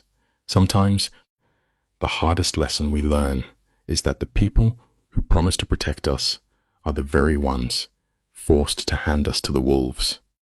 You and I have to look closely at the sheer cruelty of this ultimatum. Vittorio is demanding total systemic annihilation, promising to turn Dante's entire empire into ash and bone. When the weight of this betrayal hits Arya, her knees simply give out. She collapses into a chair, the heavy thud echoing in the quiet room. She tries to breathe, desperately whispering that Dante would never sell her. But Marco remains carved from stone. He forces her to look at the bleeding ledgers and the bodies piling up. Her mind twists the knife, believing she is just a cheap transaction for his empire. But Marco reveals a darker, more tragic truth. Dante would surrender her not for power, but to ensure she simply stays breathing. The camera pushes in on Marco as he lays out the grim mechanics of the trap. Vittorio has found the single chink in Dante's impenetrable armor. The narcissist knows exactly where to apply pressure, and he will press until the bone snaps. Arya drifts toward the cold glass of the window, pressing her forehead against it. Down below, everyday people walk with their coffees, completely unaware of the monsters moving among them. It is a harsh reminder that our deepest tragedies are entirely invisible to the passing world. She asks, voice barely more than a hollow rasp, what her life in a cage would look like. Marco does not spare her. Vittorio will keep her breathing, using her heartbeat as a perpetual leash around Dante's neck. The suffocating reality of this binary choice hangs thick in the stale air. If she stays, the blood will keep flowing until both empires burn to the ground. In the quiet dark, her mind desperately clings to the memory of Dante's confession, his 12 years of emotional numbness melting away just for her. It is a tragic textbook response, weaponizing her own trauma into a twisted form of heroism. She tells herself that Dante will find another way because losing her would shatter his pride. But the second she is left alone, the trembling panic takes the wheel. With shaking, bloodless fingers, she finds Vittorio's encrypted number. A profound lesson sits right here. Our desperate need to save the ones we love often drives us to our own execution. The line rings 3 times. Each tone feels like a heavy tolling bell. When the connection clicks, Vittorio speaks with the chilling dead calm of a high-functioning sociopath. He does not yell. He softly, mockingly calls her the waitress, a cruel reminder of her fragile place in his brutal world. Aria grips the phone, her knuckles turning bone white, and demands a meeting. She insists that she will not be a helpless pawn in their war. She offers herself up, demanding total autonomy over her own destruction. Vittorio chuckles, a dry sound like crumbling leaves. He cannot resist the temptation. He simply must lay his eyes on the tiny, insignificant anomaly that managed to crack Dante's legendary iron heart. In this fractured moment, the power dynamic subtly shifts. Vittorio agrees to her desperate terms. She chooses the Art Institute, right at 12 noon. Knowing the heavy civilian foot traffic offers a fragile illusion of safety, you can almost hear the predatory amusement in his voice as he dismisses her amateur tactics. He sets one absolute rule. If he sees even a shadow of Dante's men, the world will burn. The moment the line goes dead, Aria drops the phone, her entire body seized by violent, uncontrollable tremors. The adrenaline leaves her system like rushing water. Her sacrifice is sealed. But before the silence can settle, her screen illuminates. It is Dante, and his raw, untethered fury vibrates through the glass. The digital interception was terrifyingly swift. Vittorio had already dangled her betrayal in front of Dante like a bleeding trophy. Through the speaker, Dante's voice is a dark, commanding thunder, outright forbidding her to step outside. His obsession has spiraled into absolute madness, a behavioral loop where he would gladly watch the whole city burn to ash just to keep her locked away. But Aria leans into the microphone, tears finally spilling hot down her cheeks. She turns his own fragile humanity against him. She tells him that being a real human being means making the agonizing choice to sacrifice yourself for the greater good. It is a beautiful, agonizing lesson. True love is never about possession. It is about having the strength to let go. Stick with me, because the final hours of her confinement are a masterclass in psychological agony. Aria ends the call and powers down the device entirely. The silence that follows is suffocating. Time itself seems to warp and stretch, every single minute dragging like a rusted anchor across the floorboards. Out in the hall, Marco pounds on the heavy oak door, his voice escalating from calm negotiation to desperate, furious commands. But she remains completely unresponsive, curled up in the darkness, detaching from her reality. By 10 in the morning, she begins a haunting, ritualistic preparation. She puts on the exact same clothes she wore the first night she met Dante. It is her armor, a desperate attempt to remember who she was before the monsters arrived. Looking in the mirror, she sees nothing but a terrified girl pretending to be brave. At 10:30 precisely, she moves to the heavy window lock. With steady, practiced hands, she uses techniques learned from a toxic ghost of her past, snapping the mechanism. She slides out onto the rusted fire escape, the cold wind whipping her hair as she bypasses Marco's heavy security perimeter. By the time she slips onto the crowded subway car, the contrast is deeply unsettling. She sits shoulder to shoulder with ordinary people reading newspapers and checking their watches. They are completely oblivious to the lethal, catastrophic weight she carries. It teaches us how easily we sit beside silent tragedies every single day on our morning commute. The rhythmic, metallic screech of the train mirrors the terrifying speed at which she is leaving her old life behind.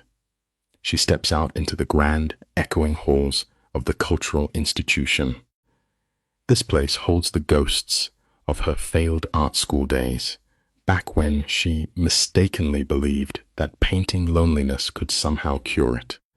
But if there is one profound truth you and I can take from her solitary walk, it is this: nobody is coming to save you.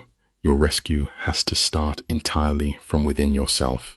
She positions herself in the main gallery right at 11:45, letting the thick crowd of tourists act as her fragile human shield. Her eyes scan the heavy doors. And then, precisely as the clock strikes 12, the devil himself walks in. Let us take a closer look at the terrifying body language of this encounter. Victor arrives completely alone, draped in a bespoke charcoal suit that hangs like financial armor, a stark contrast to Aria's worn-out jacket. As he takes the seat beside her, the cruel lighting highlights the jagged scar along his jaw, a biological receipt of a highly violent life. His pale eyes flick across the room with a cold, predatory intelligence. He refuses to offer her the dignity of direct eye contact, leaning heavily into his dominant position. He knows Dante's men are hiding in the wings, poorly disguised as eager tourists, and yet a chilling smirk pulls at the corner of his mouth. Aria breathes out her desperate lie. The trap has been sprung. Victor finally turns his head, and his gaze is less of a look and more of a surgical dissection. He catalogues the subtle tremble in her lip and the rapid pulse hammering in her throat. To a man like him, human beings are nothing more than loose gears in a machine. He leans back, crossing his long legs, radiating an absolute, terrifying relaxation. He softly mocks her bravery, calling her a little mouse who climbed out of a locked tower just to feed herself to a snake. He leans in close, the scent of expensive cologne and cold winter air settling over her. He asks what on earth she expects to achieve here. When she whispers that she just wants peace, his laughter is slow and hollow. Why would he ever want peace when the war is so beautiful and he is already winning? The camera opens on Aria. She tries to stand tall, listing the brutal damage Dante had already inflicted: 3 smoking warehouses, 12 bodies, oceans of bleeding cash. Her voice holds steady, but her hands tremble subtly in the cold light. Victor does not even blink. Assays straight through this fragile mask of authority to the terrified, desperate woman underneath. He knows this isn't about stopping the violence. It is pure, blinding devotion. She is throwing herself onto the sword for the very man who locked her in the dark. To save her captor, she offers Victor the ultimate prize, the complete, absolute destruction of Dante's life's work. It is a tragedy as old as time. We often destroy the things we love most, entirely convinced we are saving them. The silence between them stretches out, heavy and suffocating. Slowly, her trembling fingers slide a single folded piece of paper across the cold metal table. $30 million. Dante had given her his off-wall credentials to keep her safe, a fatal crack in his armor, born of twisted love. Victor's face remains utterly carved from stone, but under the harsh fluorescent glare, his pupils swallow his irises. Pure, starving predatory hunger. She looks him dead in the eye, tragically believing she is buying a bloodless peace. She thinks taking Dante's fangs will keep the wolves from tearing his throat out. But the hard truth of the world is that weakness never buys mercy from a monster. A predator like Victor does not leave survivors. He only leaves bones. Let's look at this scene together, you and I. Arya is bargaining for Dante's breath, demanding total amnesty in exchange for his kingdom. In the background, tourists snap joyful photos, entirely blind to the invisible blood spilling right beside them. Victor leans in, his voice dropping to a velvet whisper, slicing right into her deepest wound. He warns her Dante will never forgive this ultimate betrayal. And the tragedy? She accepts that emotional death sentence. She will let Dante hate her forever, just so he stays alive. Victor slides the paper into his dark coat, his eyes dancing with cruel amusement. When she begs for his word, he gives a single, hollow nod. It reminds us that blind faith, placed in the hands of the wicked, is just another form of self-destruction. The shadows seem to lengthen as Victor delivers his final, agonizing threat. He promises to make the execution slow, specifically forcing Dante to watch the light leave her eyes. Before fading into the crowd, he drops a poisonous whisper, reminding her she is throwing her life away for a man who only ever took from her. The bitter truth hangs heavy in the air. The moment Victor vanishes, the adrenaline abandons her completely. Arya collapses against the cold brick wall, her shoulders shaking with violent, uncontrollable sobs. She has just sold out the devil she loves, fully convinced this monumental betrayal is an act of pure grace. Sometimes, the most catastrophic mistakes we make in life are the ones we commit with the most absolute, devastatingly good intentions. In the suffocating back seat of the car, the harsh glow of her phone paints her pale face. 17 missed calls, 32 frantic messages. Dante's iron grip on the world is slipping. She cannot bear to read his desperation, so she dials his men. Hearing that Dante's cameras caught her meeting his enemy, a terrifying, ghostly calm washes over her. She simply orders them to take her home. The air in the vehicle is thick enough to choke on. The armed guards look at her like a live grenade, terrified of the blast radius. When they pull up to the estate, the massive front doors are hanging wide open in the dark. It is a stark, quiet reminder that the walls we build to protect ourselves almost never keep the real, inevitable danger from walking right inside. She steps into the cavernous living room and finds a king reduced to ash. Dante looks 10 years older. His eyes are deadened, and his jaw works furiously under the strain. His immaculate suit is ruined with dark patches of dried blood, his legendary control completely shattered. With a terrifyingly soft whisper, he orders his guards out. You and I might wonder how long it would take a man like him to uncover the treason. The answer is instantly. He begs her to deny it, his voice breaking, desperate to hold on to the illusion of her loyalty. But the moment she confesses, his grief turns to ice. He watched his accounts drain in real time the second she met Victor. The bitter lesson here is that trust, once broken, shatters so thoroughly that no amount of love can ever sweep the pieces back together. The crushing weight of her naivety finally crashes down. Dante lays it bare. $30 million gone. 15 brutal years of empire building wiped off the map in a handful of minutes.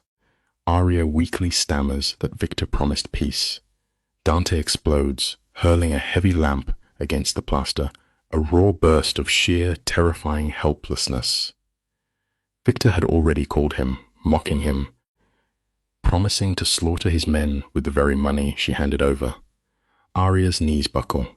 She stumbles, her entire reality shattering, as she repeats, "He promised." Dante's laughter echoes through the shadows, a broken, horrifying sound of total defeat.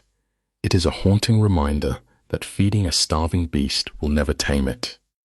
It only gives the monster the strength it needs to finally consume you. The air in the room turns to frost as the bond snaps forever. Dante looks at the woman he bled for and states plainly, her mercy was a murder weapon. He points to the door, ordering her out of his house, out of his life. She shakes her head, refusing to let the twisted love story die. But when he turns to face her, the man she knew is gone. His eyes are empty black glass. He lists her sins in a dead, flat tone. The ruin, the betrayal, the sheer arrogance of thinking she could outplay the devil. Love is a profound force, but we must remember it requires wisdom. Her frantic need to fix everything, her absolute inability to simply wait in the dark and trust him, is exactly what brought the roof crashing down on them. Dante cuts straight through her tears to the ugly truth. He sees that this wasn't just about saving him. It was her desperate clawing for control. She needed to feel powerful in a dark world that kept her in a cage. But by trying to outsmart a monster like Victor, she burned Dante's kingdom to ash. Stay with me here. This is the heartbreaking climax. He doesn't scream. He simply starts counting backwards from 60. A chilling, mechanical countdown echoing in the grand, empty room. The cold reality finally hits her bones. She broke the man she worshipped. Her legs barely support her weight as she drags herself toward the heavy oak door.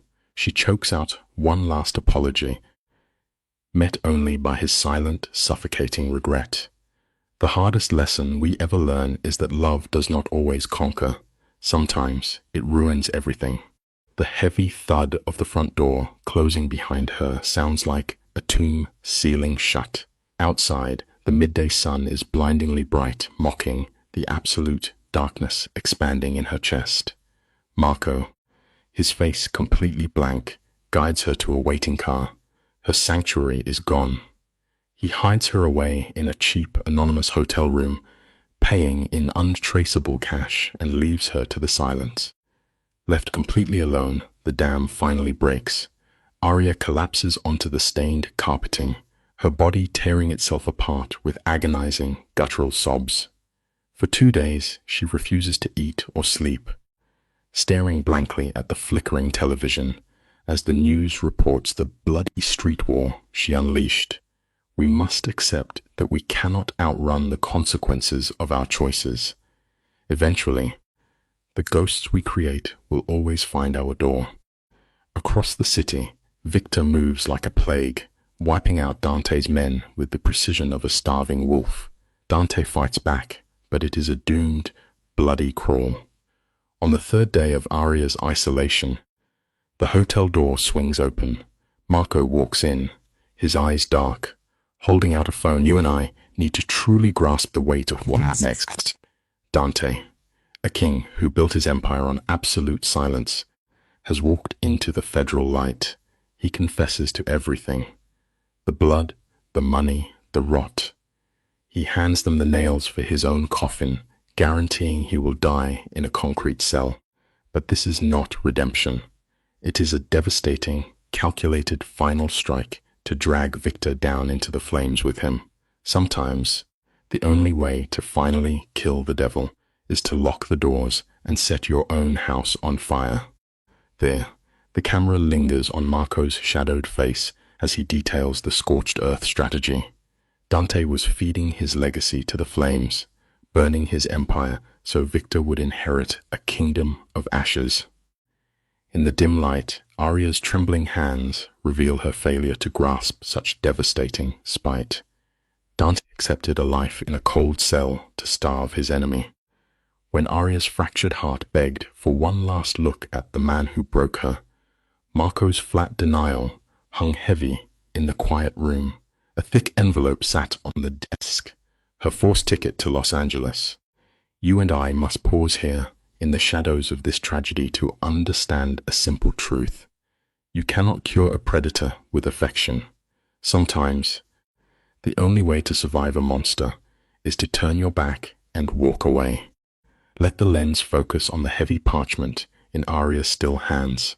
The cash inside is a masterstroke of control, disguised as a lover's final act of grace. Her eyes map the ink, wide and hollow, her shallow breaths echoing in the empty room. Dante's letter, read like funeral dirge, he spins his surrender to federal agents into a noble sacrifice, whispering from the pages that ultimate power only guarantees an isolated death. He tore down his syndicate to leave Victor starving. But the true tragedy lies in the invisible chains he wraps around Arya's throat. By playing the martyr, he ensures her soul remains tethered to his ghost. It is a quiet, brutal lesson. The most dangerous cages are never made of iron, but of misplaced gratitude and a tragic, unyielding devotion. The camera pushes in as a tear strikes the letter. Dante's words pivot from a hollow apology into a dark romanticization of his own poison. He crowns her a beautiful anomaly in his kingdom of ruin, tightening the snare of her devotion. He commands her to paint and step into the sunlight, framing his cruel abandonment as a king's pardon. Reading his confession of an insufficient love, Arya's chest heaves with agonizing grief. Driven by a desperate attachment, she corners Marco in the shadows. When she learns Dante waits at the Federal Transfer Center, every instinct of self-preservation shatters. We must recognize a terrifying reality. True love builds a steady foundation, but toxic attachment builds a pyre, blinding us until we leap willingly into the flames. Step with me into the oppressive concrete architecture of the federal facility. You and I can almost feel the chill radiating from the walls. Arya's desperate need to face him is a tragic portrait of a moth drawn to an inferno. The heavy steel door groans open, and Dante steps into the harsh fluorescent light. Vivid bruising on his face, and a dull uniform stand in brutal contrast to his former glory. Yet his dark eyes remain predatory. He sits across the metal table, wrapping himself in suffocating silence, forcing her to carry the agonizing weight of the reunion. It is a chilling reminder of a harsh truth. True power is rarely loud. Most often, it is found in the one who holds their silence, making the other person bleed out just to fill the empty room. The silence shatters as Arya's voice trembles, accusing him of throwing his life away.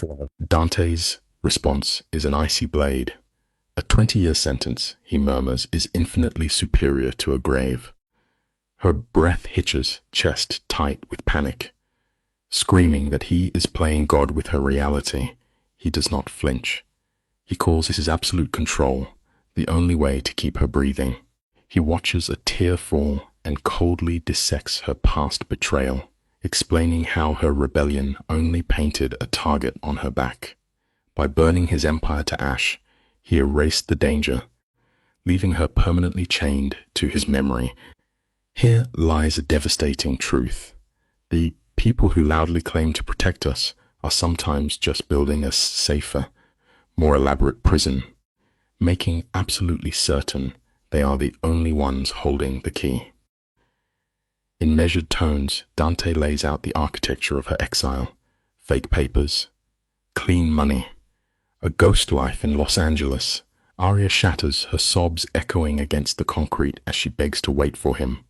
Dante's gaze is heavy, yet entirely ruthless. He diagnoses her loyalty as a sickness, labeling her willingness to throw away 20 years as just another cage. Yet, he twists the knife, weaponizing his love to force her departure. The agony twisting her features is unbearable as she fights his decree. It is a horrific testament to the iron chains of trauma. It reminds us that true love, should never demand the surrender of your own soul. When we mistake deep manipulation for romance, we willingly sacrifice our beautiful, fleeting existence just to keep the fading ghost of a monster company. Watch the shift in Arya's tear-stained face. In the harsh glare, the camera catches a fleeting tremor in Dante's jaw, a flicker of suppressed ruin.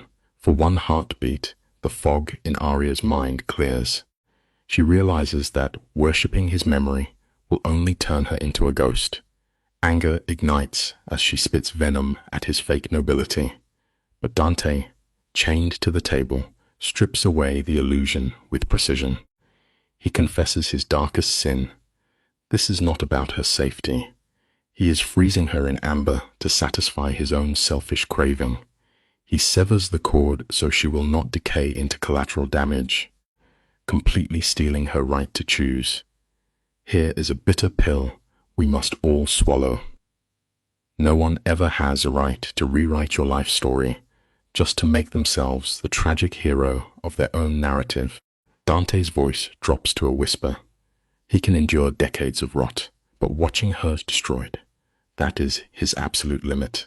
Arya's body shakes, tears spilling as she mocks the mundane life he expects of her, painting canvases, finding a safe lover, turning grey.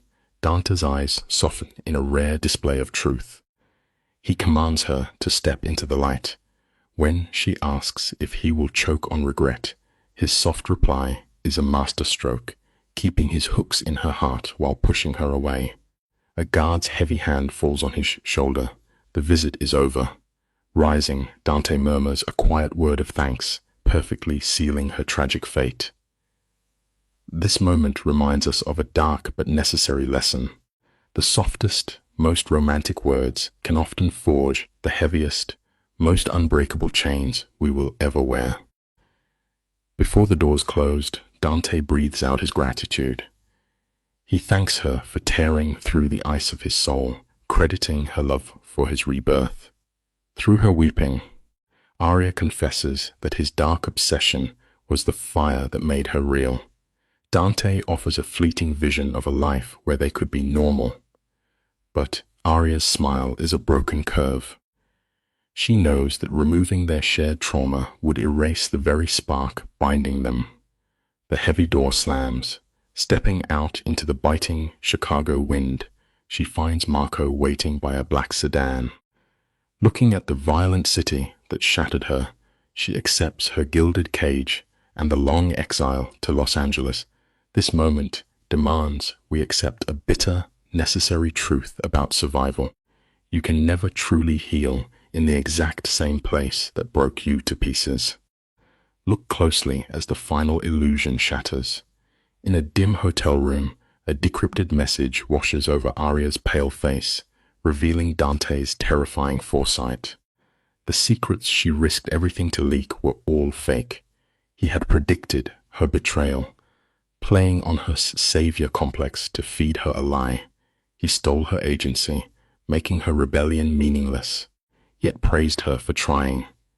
The sheer scale of his manipulation crushes her. Her defenses snap. She drops to the floor, spiraling into breathless, manic laughter that echoes off the cheap wallpaper. She is forever trapped in the labyrinth of his mind. Here is a haunting lesson for you and me. The darkest betrayals do not come from enemies with weapons, but from those who turn our own empathy into a permanent, inescapable trap.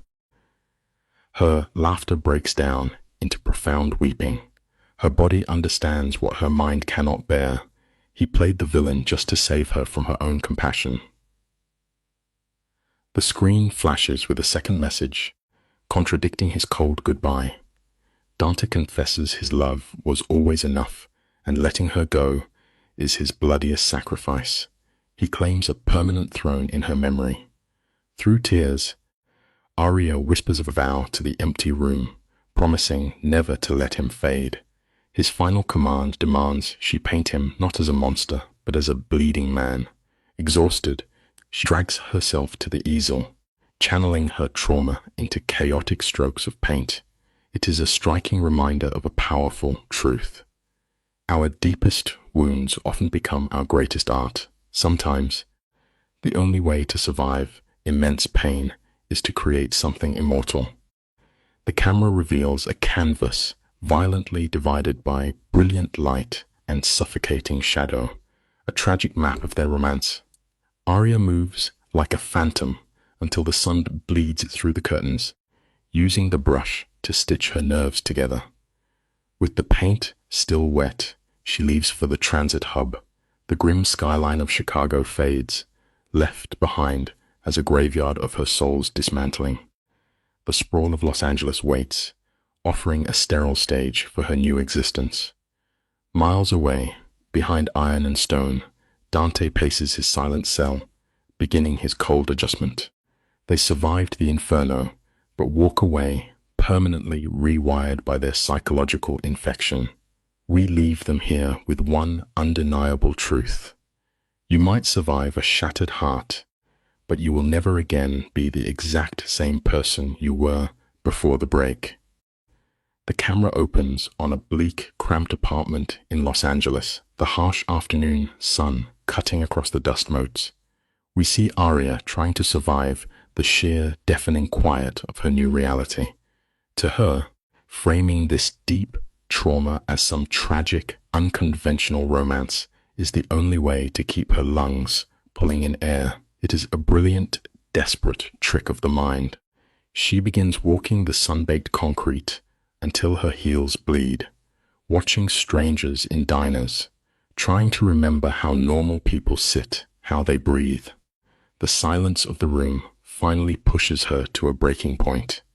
By the end of the first week, she needs a way to bleed the poison out, driving her to buy a stack of blank canvases. Our minds will always find a way to protect us, even if it means painting a monster in the softest light. Picture the stark lighting of a solitary bulb swinging over a makeshift studio. The smell of turpentine hangs heavy in the air. For 3 agonizing days, Arya just stares at the blank canvas, completely paralyzed. When the brush finally hits the fabric, it moves with violent, desperate strokes. But she does not paint the apex predator who shattered her life.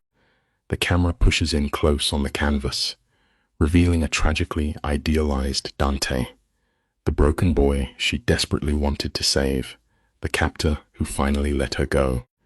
She captures the agonizing fracture of his soul. When she finally hangs the wet portrait on the wall, her knees buckle and a raw, guttural sob rips from her chest. We often cling to the softest versions of the people who hurt us most, simply because the brutal truth is too heavy to carry alone. Let us look closely at how survival actually plays out on screen. You and I know that trauma demands an outlet. Arya spends her nights painting the cold architecture of her nightmare, the shadowed restaurant, the suffocating house, the dark, churning water where everything went wrong. She takes her silent, screaming terror and traps it in oil and pigment.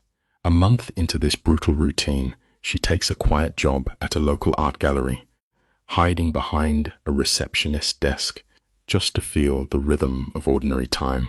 But the gallery director, an older woman with sharp eyes, takes one look at her portfolio and immediately spots the terrified girl running for her life beneath the brushstrokes.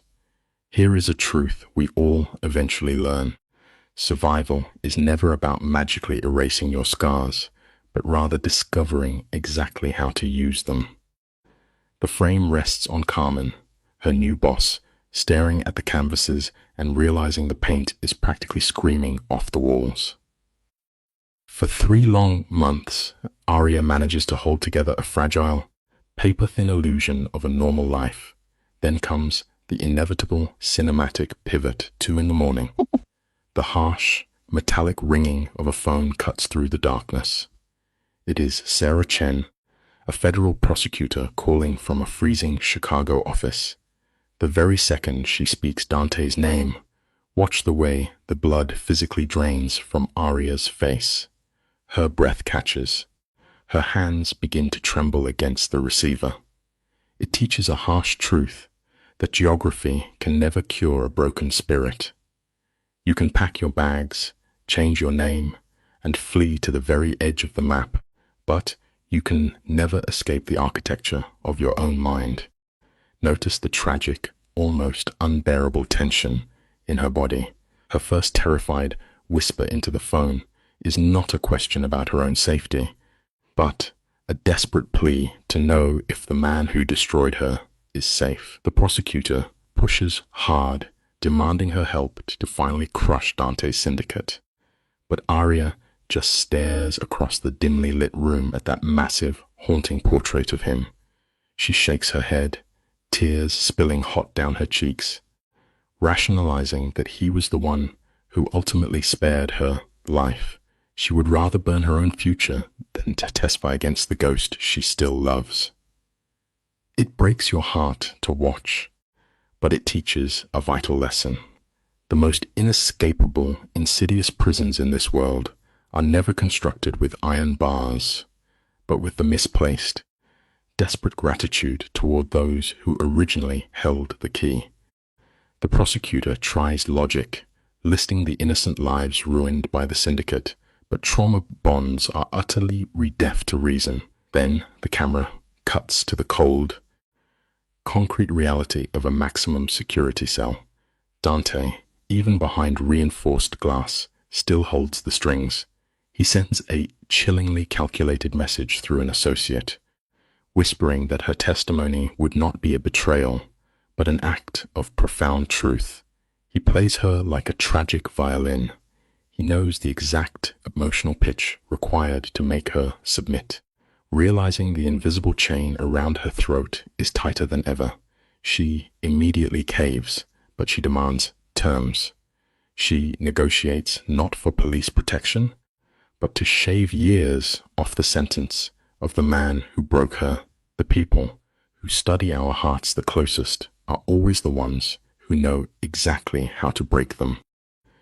When the government refuses to guarantee his safety, the walls of the tiny apartment seem to physically close in on her. She is drowning in panic.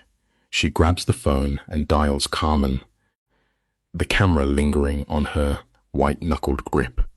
Her voice cracks as she confesses a desperate, clawing need to just be normal, to bury the nightmare under a thick layer of California sand. But she whispers the terrifying truth.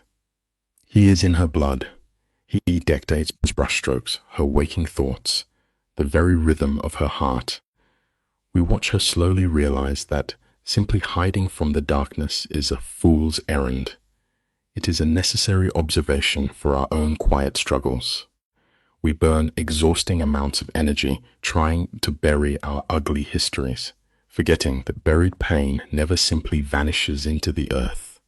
It only mutates in the dark. Aria finally speaks the bitter truth out loud. She fled thousands of miles, yet the ghost of that man occupies every inch of her mind. Let us pause here, because you and I can learn something profound from how Carmen handles this. She does not pity Aria. Instead, she looks her right in the eye and strips away the illusion.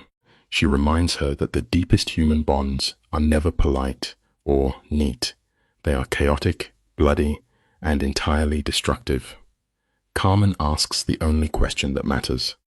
Can you truly live with this suffocating silence for the rest of your life? The camera lingers on Aria's trembling jaw as the reality sets in. The foundational truth of this story is universal. Running away only delays the inevitable collision with your own soul. 2 weeks later, the roar of jet engines carries her back to Chicago.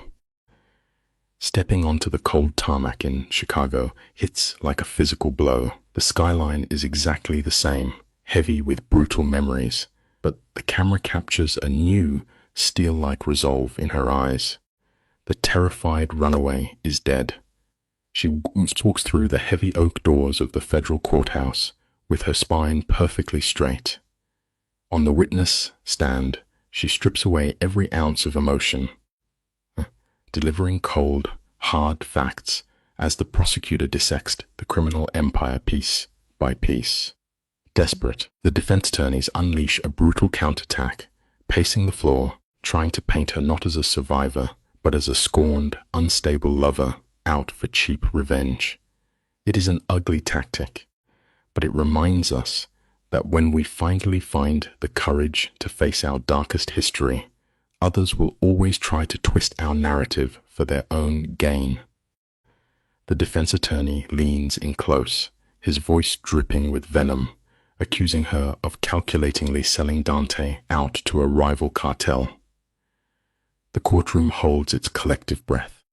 The camera pushes in tight on Aria's face, catching the tragic, paradoxical logic of a broken heart. Her voice is barely above a whisper, yet it echoes off the wood-paneled walls.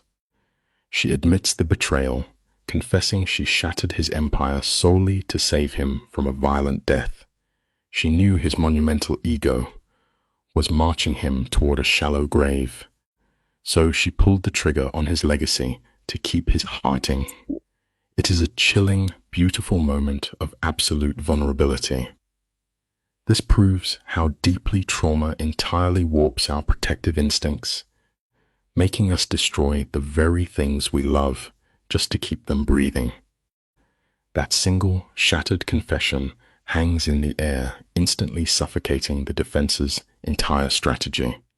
The jury sees her not as a vindictive mastermind, but as a girl profoundly scarred by a world built on violence and want control.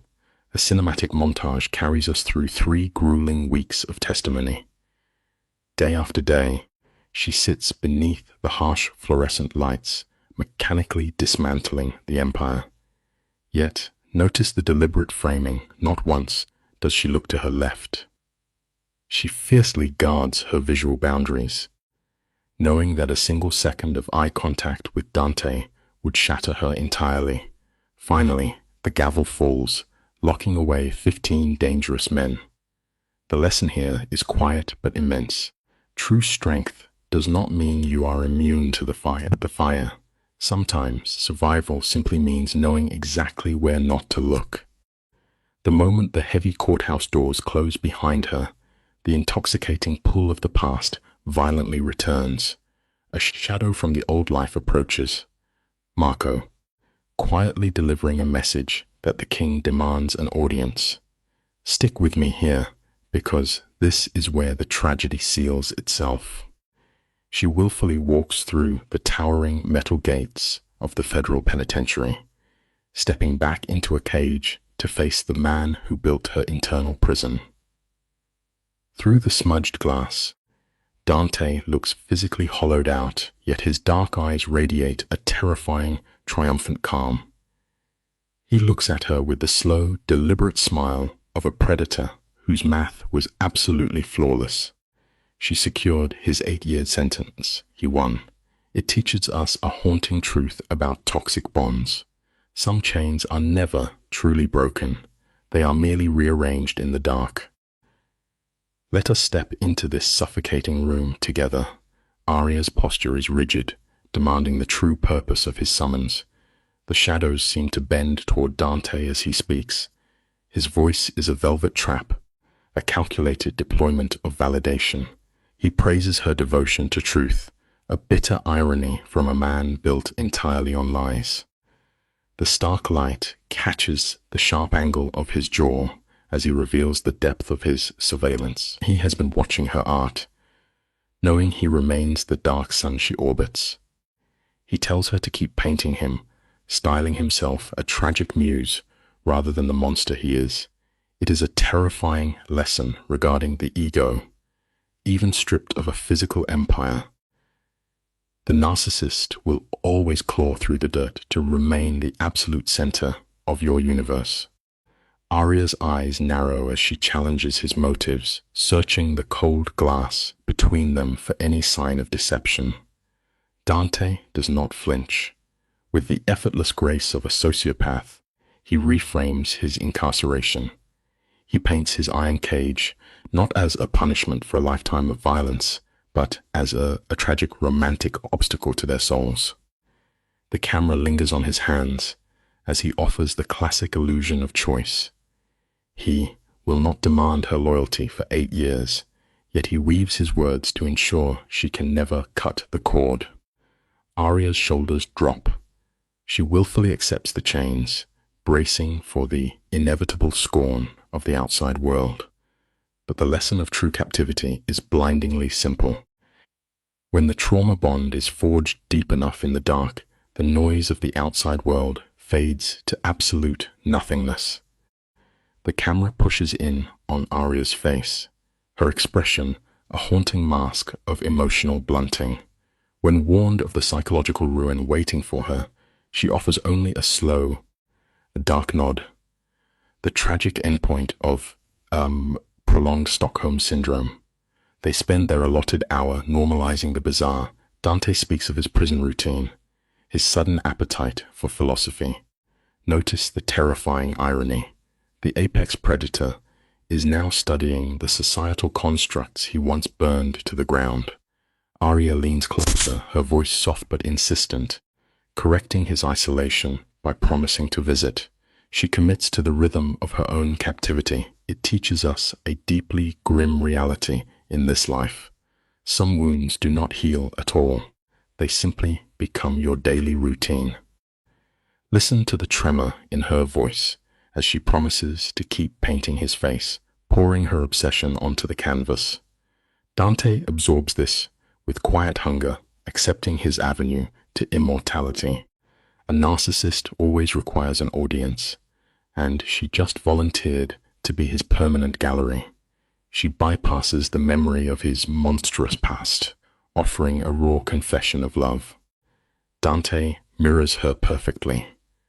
He lowers his head, calling himself a broken man, weaponizing his vulnerability to keep her protective instincts bleeding for him. She retreats before her tears can fall.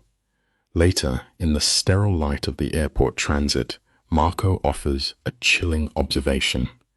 He claims Dante's neural pathways have physically altered. The lesson is undeniable. A relentless, obsessive love can rewrite the mind of a monster. You and I must pause here and look closely at the tragedy. Marco truly believed her devotion had neutralized Dante's self-destructive pathology. Back in her sunlit California isolation, the clinical reality of Aria's behavior began to shift. The canvases still bled with traumatic origins, but a strange cognitive integration was taking shape. 6 months after the trial, she put her visual case studies on public display. One sharp-eyed critic saw right through the paint. They noted it was not a portrait of a healthy romance, but a brutal documentation of pure recognition. It leaves us with a haunting final lesson for our own lives. Sometimes, survival simply means learning to paint the monsters that live inside your head. The lens focuses sharply on Aria, her artwork serving as a vivid manifestation of her trauma. 3 pieces sold, not enough to buy true independence, but enough to validate her distorted reality. She mails the photographic proof to Dante. His reply arrives on cheap penitentiary paper, yet his penmanship remains terrifyingly controlled. He writes of his pride, asking how it felt to sell their history for $3,000. Her written response is textbook Stockholm Syndrome. She calls him a miracle, thanking the very architect of her ruin for pulling her back to humanity. She tells him she needed his cage to finally feel free. The tragic loop continues. The hardest lesson to learn is how easily a broken heart will confuse heavy iron chains with the warmth of true safety. The rhythm of their letters becomes a slow drip of intermittent reinforcement, a heartbeat once a month. They dance around the blood-stained past, projecting their minds into a fabricated future. 12 months pass in this agonizing suspension. Then, Dante uses a monitored call to shatter the calm. He announces a sudden transfer to a minimum security prison in California, framing it as a choice that depends entirely on her. We can almost hear the violent spike in Arya's chest. He lets a heavy, calculated silence fall before setting the final psychological hook. He whispers that this move places him physically closer to her if she truly wants it. Naturally, she gasps out a yes. The lesson here is brutal. A trauma bond will always force you to beg for the very poison that is killing you. Stick with me. This is where the tension becomes unbearable. Dante warns her that his proximity will tear her life apart.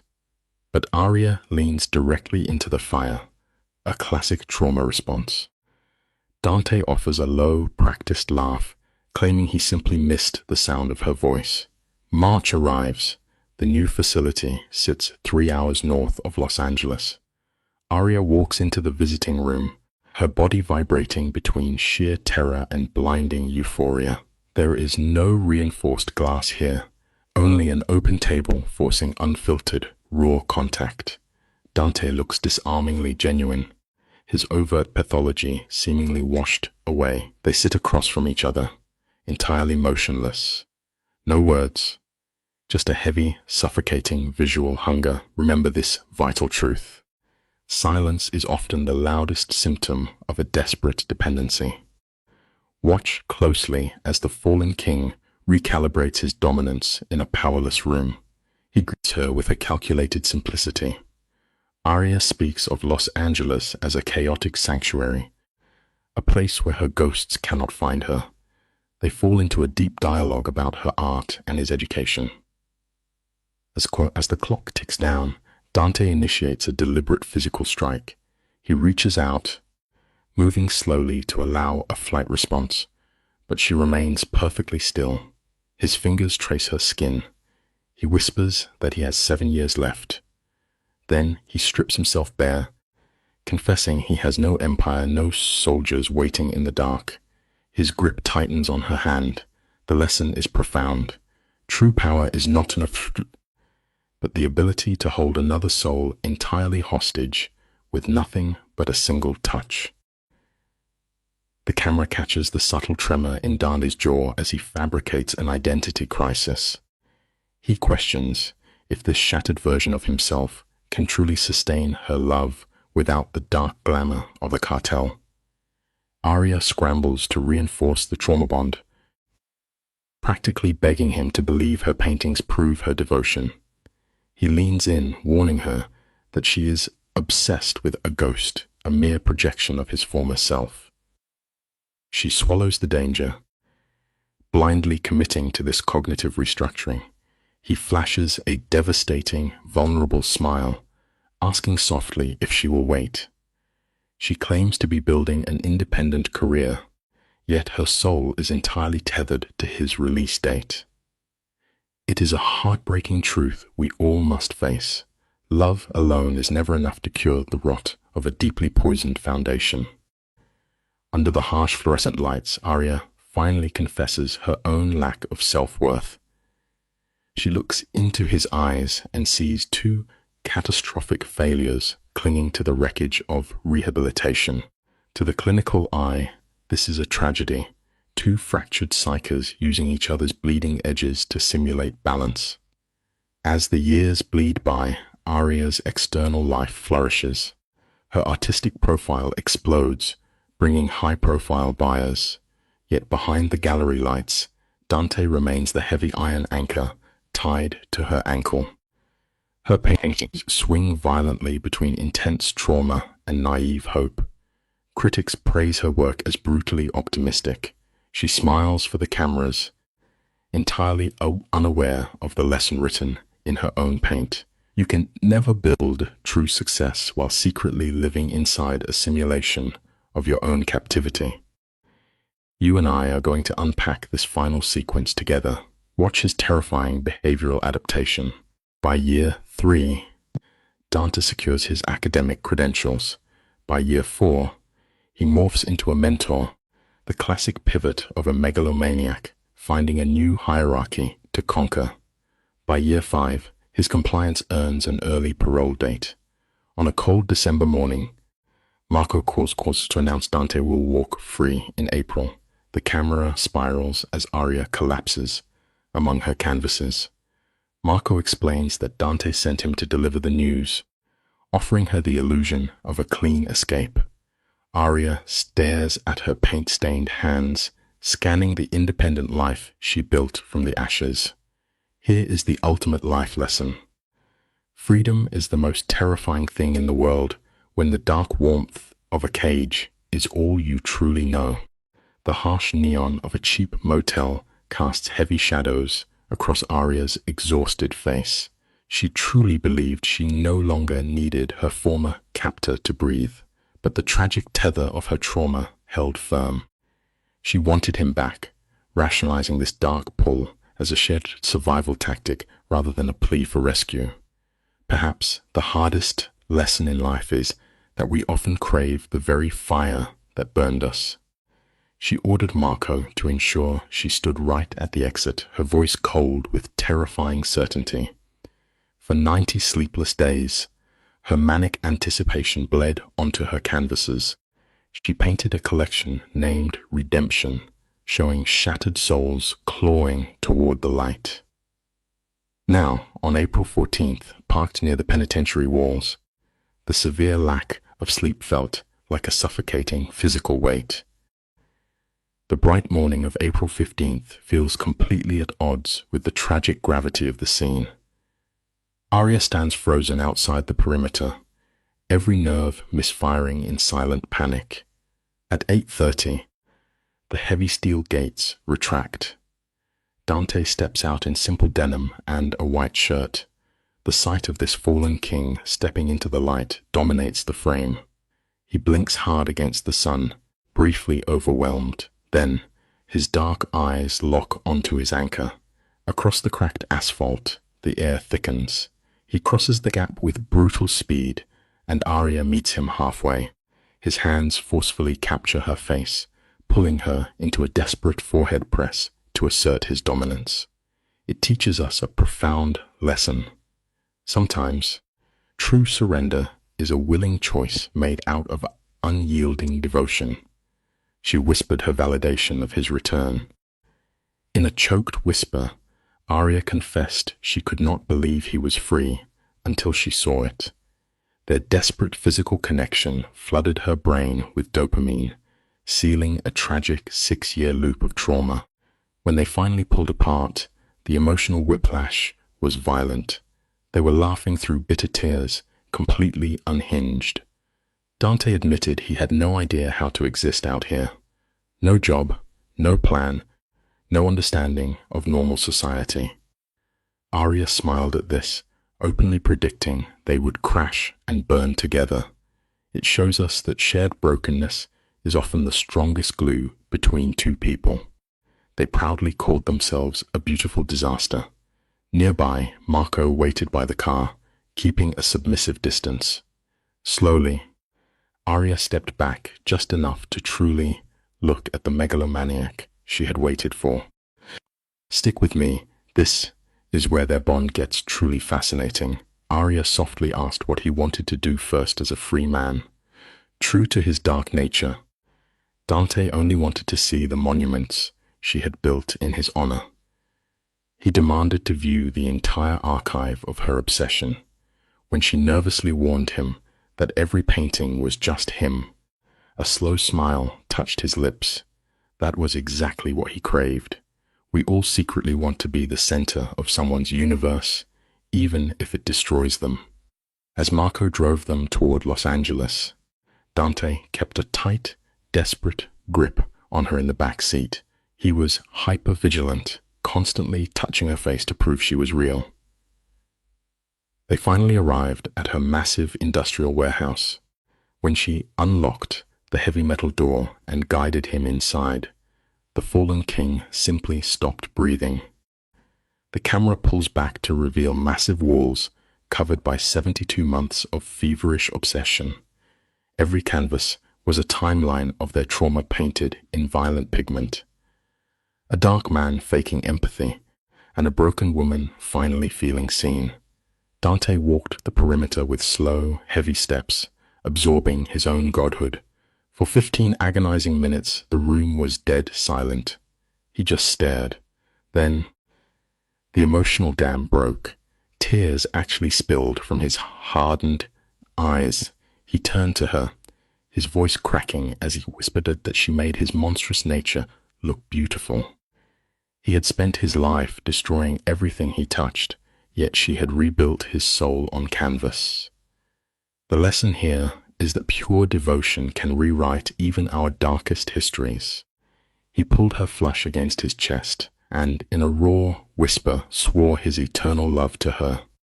Dante traced his dark obsession back to that night with the shattered glass. Her cold detachment had been irresistible to his predatory soul. Now he promised to become the man she painted.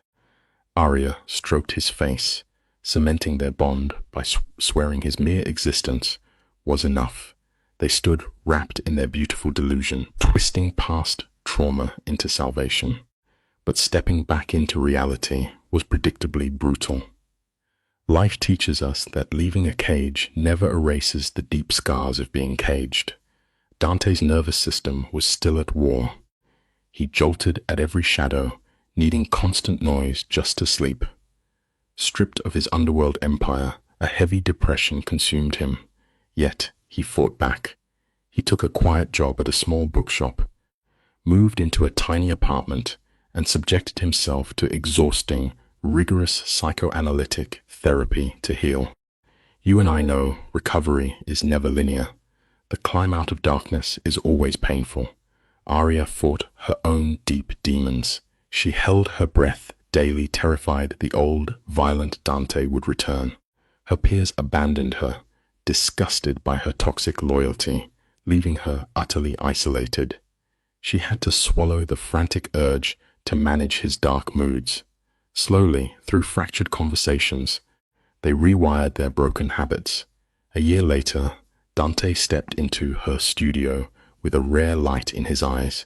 He had been accepted into a graduate literature program with full funding. Yet, his voice actually shook. He felt too old, too scarred to sit among normal students. Aria grabbed his shoulders, fiercely reminding him that a man who survived max security could easily survive a classroom. The pathology lingered, but they were finally writing a new story. You and I have probably witnessed how the most broken bonds can harden into a strange peace. 2 years later, their tragic merger was on full display. The camera pans across a gallery in New York. Aria secured a massive solo exhibition, a triumph quietly funded and protected by Dante's lingering shadow. Standing together under the gallery lights, she leaned into his chest. She credited their shared chaos for her beautiful art, swearing they built this success together. It teaches us that sometimes true survival means absorbing the poison until it becomes part of your blood. She had not merely escaped the narcissist, she had woven his darkness perfectly into her own identity. The integration was absolute. They were thriving, happily functioning inside a beautifully painted cage of their own making. Let's look closely at where they landed. They were not miraculously healed, as trauma leaves permanent scars, but they functioned. 3 years after his release, Dante proposed at 2 a.m. in her studio. "Marry me," he murmured. There was none of the terrifying arrogance I usually observed in syndicate leaders. He wasn't staking a claim. He was offering a realistic, broken partnership. Aria laughed, wiping tears away as she called it the worst proposal ever. But she eagerly accepted. The wedding lacked any dark, sociopathic pageantry, just Marco, Carmen, and a few quiet witnesses. You and I must understand this profound lesson. True recovery is never the absolute absence of trauma. It is simply the daily, stubborn decision to build a life in spite of it. The camera frames them in the sweeping desert, outside the heavy prison walls where Dante's rehabilitation began. Their vows felt like a fierce psychological contract. I promised to see you, Arya whispered, swearing to anchor him when depression swallowed him. Dante's response was deeply diagnostic. I promised to let you be visible, he replied, vowing to abandon the manipulative monster he used to be. He promised to be worthy of the woman who saw the broken man beneath the pathology. The vital lesson here is that true devotion can shatter our deepest mental chains.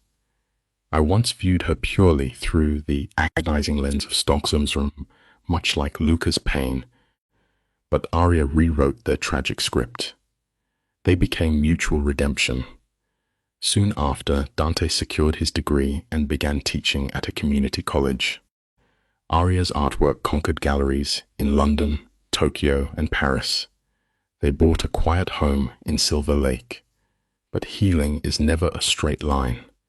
Dante still woke up shivering from acute night terrors, while Arya battled the cognitive dissonance of loving a former criminal.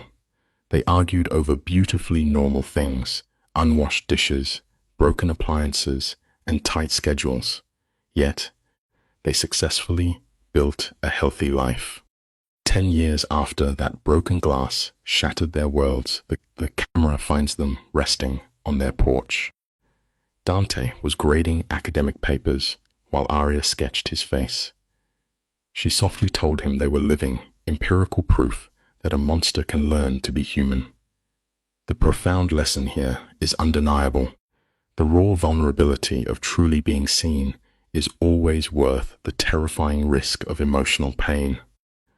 Look at us, Arya murmured. You transitioned from crime boss to professor. I went from invisible waitress to artist. She wondered if they had become entirely new people. Dante challenged her. Or are we just the same people who learned to be honest about who we were? It was a stunning moment of self-actualization, completely free of the denial usually found in criminal minds. Arya accepted this dual reality. Dante pulled her close, admitting he was deeply grateful she dropped that glass. He knew the resulting trauma was the fire needed to burn away the artificial performance of their pasts. She kissed him, offering a grounded, highly rational declaration of love for Dante Varelli. Life teaches us this final truth. Real love never hides our deep darkness. It simply and bravely holds a light to it. The room's light melts into a bruised, fragile gold. He looks at her, exhaustion softening around his eyes. I love you too, Bennett Varelli, whispers heavy with devotion. Artist, stubborn disaster, woman who taught me what it means to be human. Watch how the rigid tension bleeds from her shoulders. You and I have seen them navigate absolute darkness, outlasting severe trauma and psychological cages that destroy most people. Their path was never a clean escape. It required immense, painful restructuring built on shattered pieces. Yet, as the frame pulls back on their shared silence, it leaves us with a grounding truth for our own lives. An authentic, fiercely earned existence is always enough. Those hard-won scars are the only baseline that matters.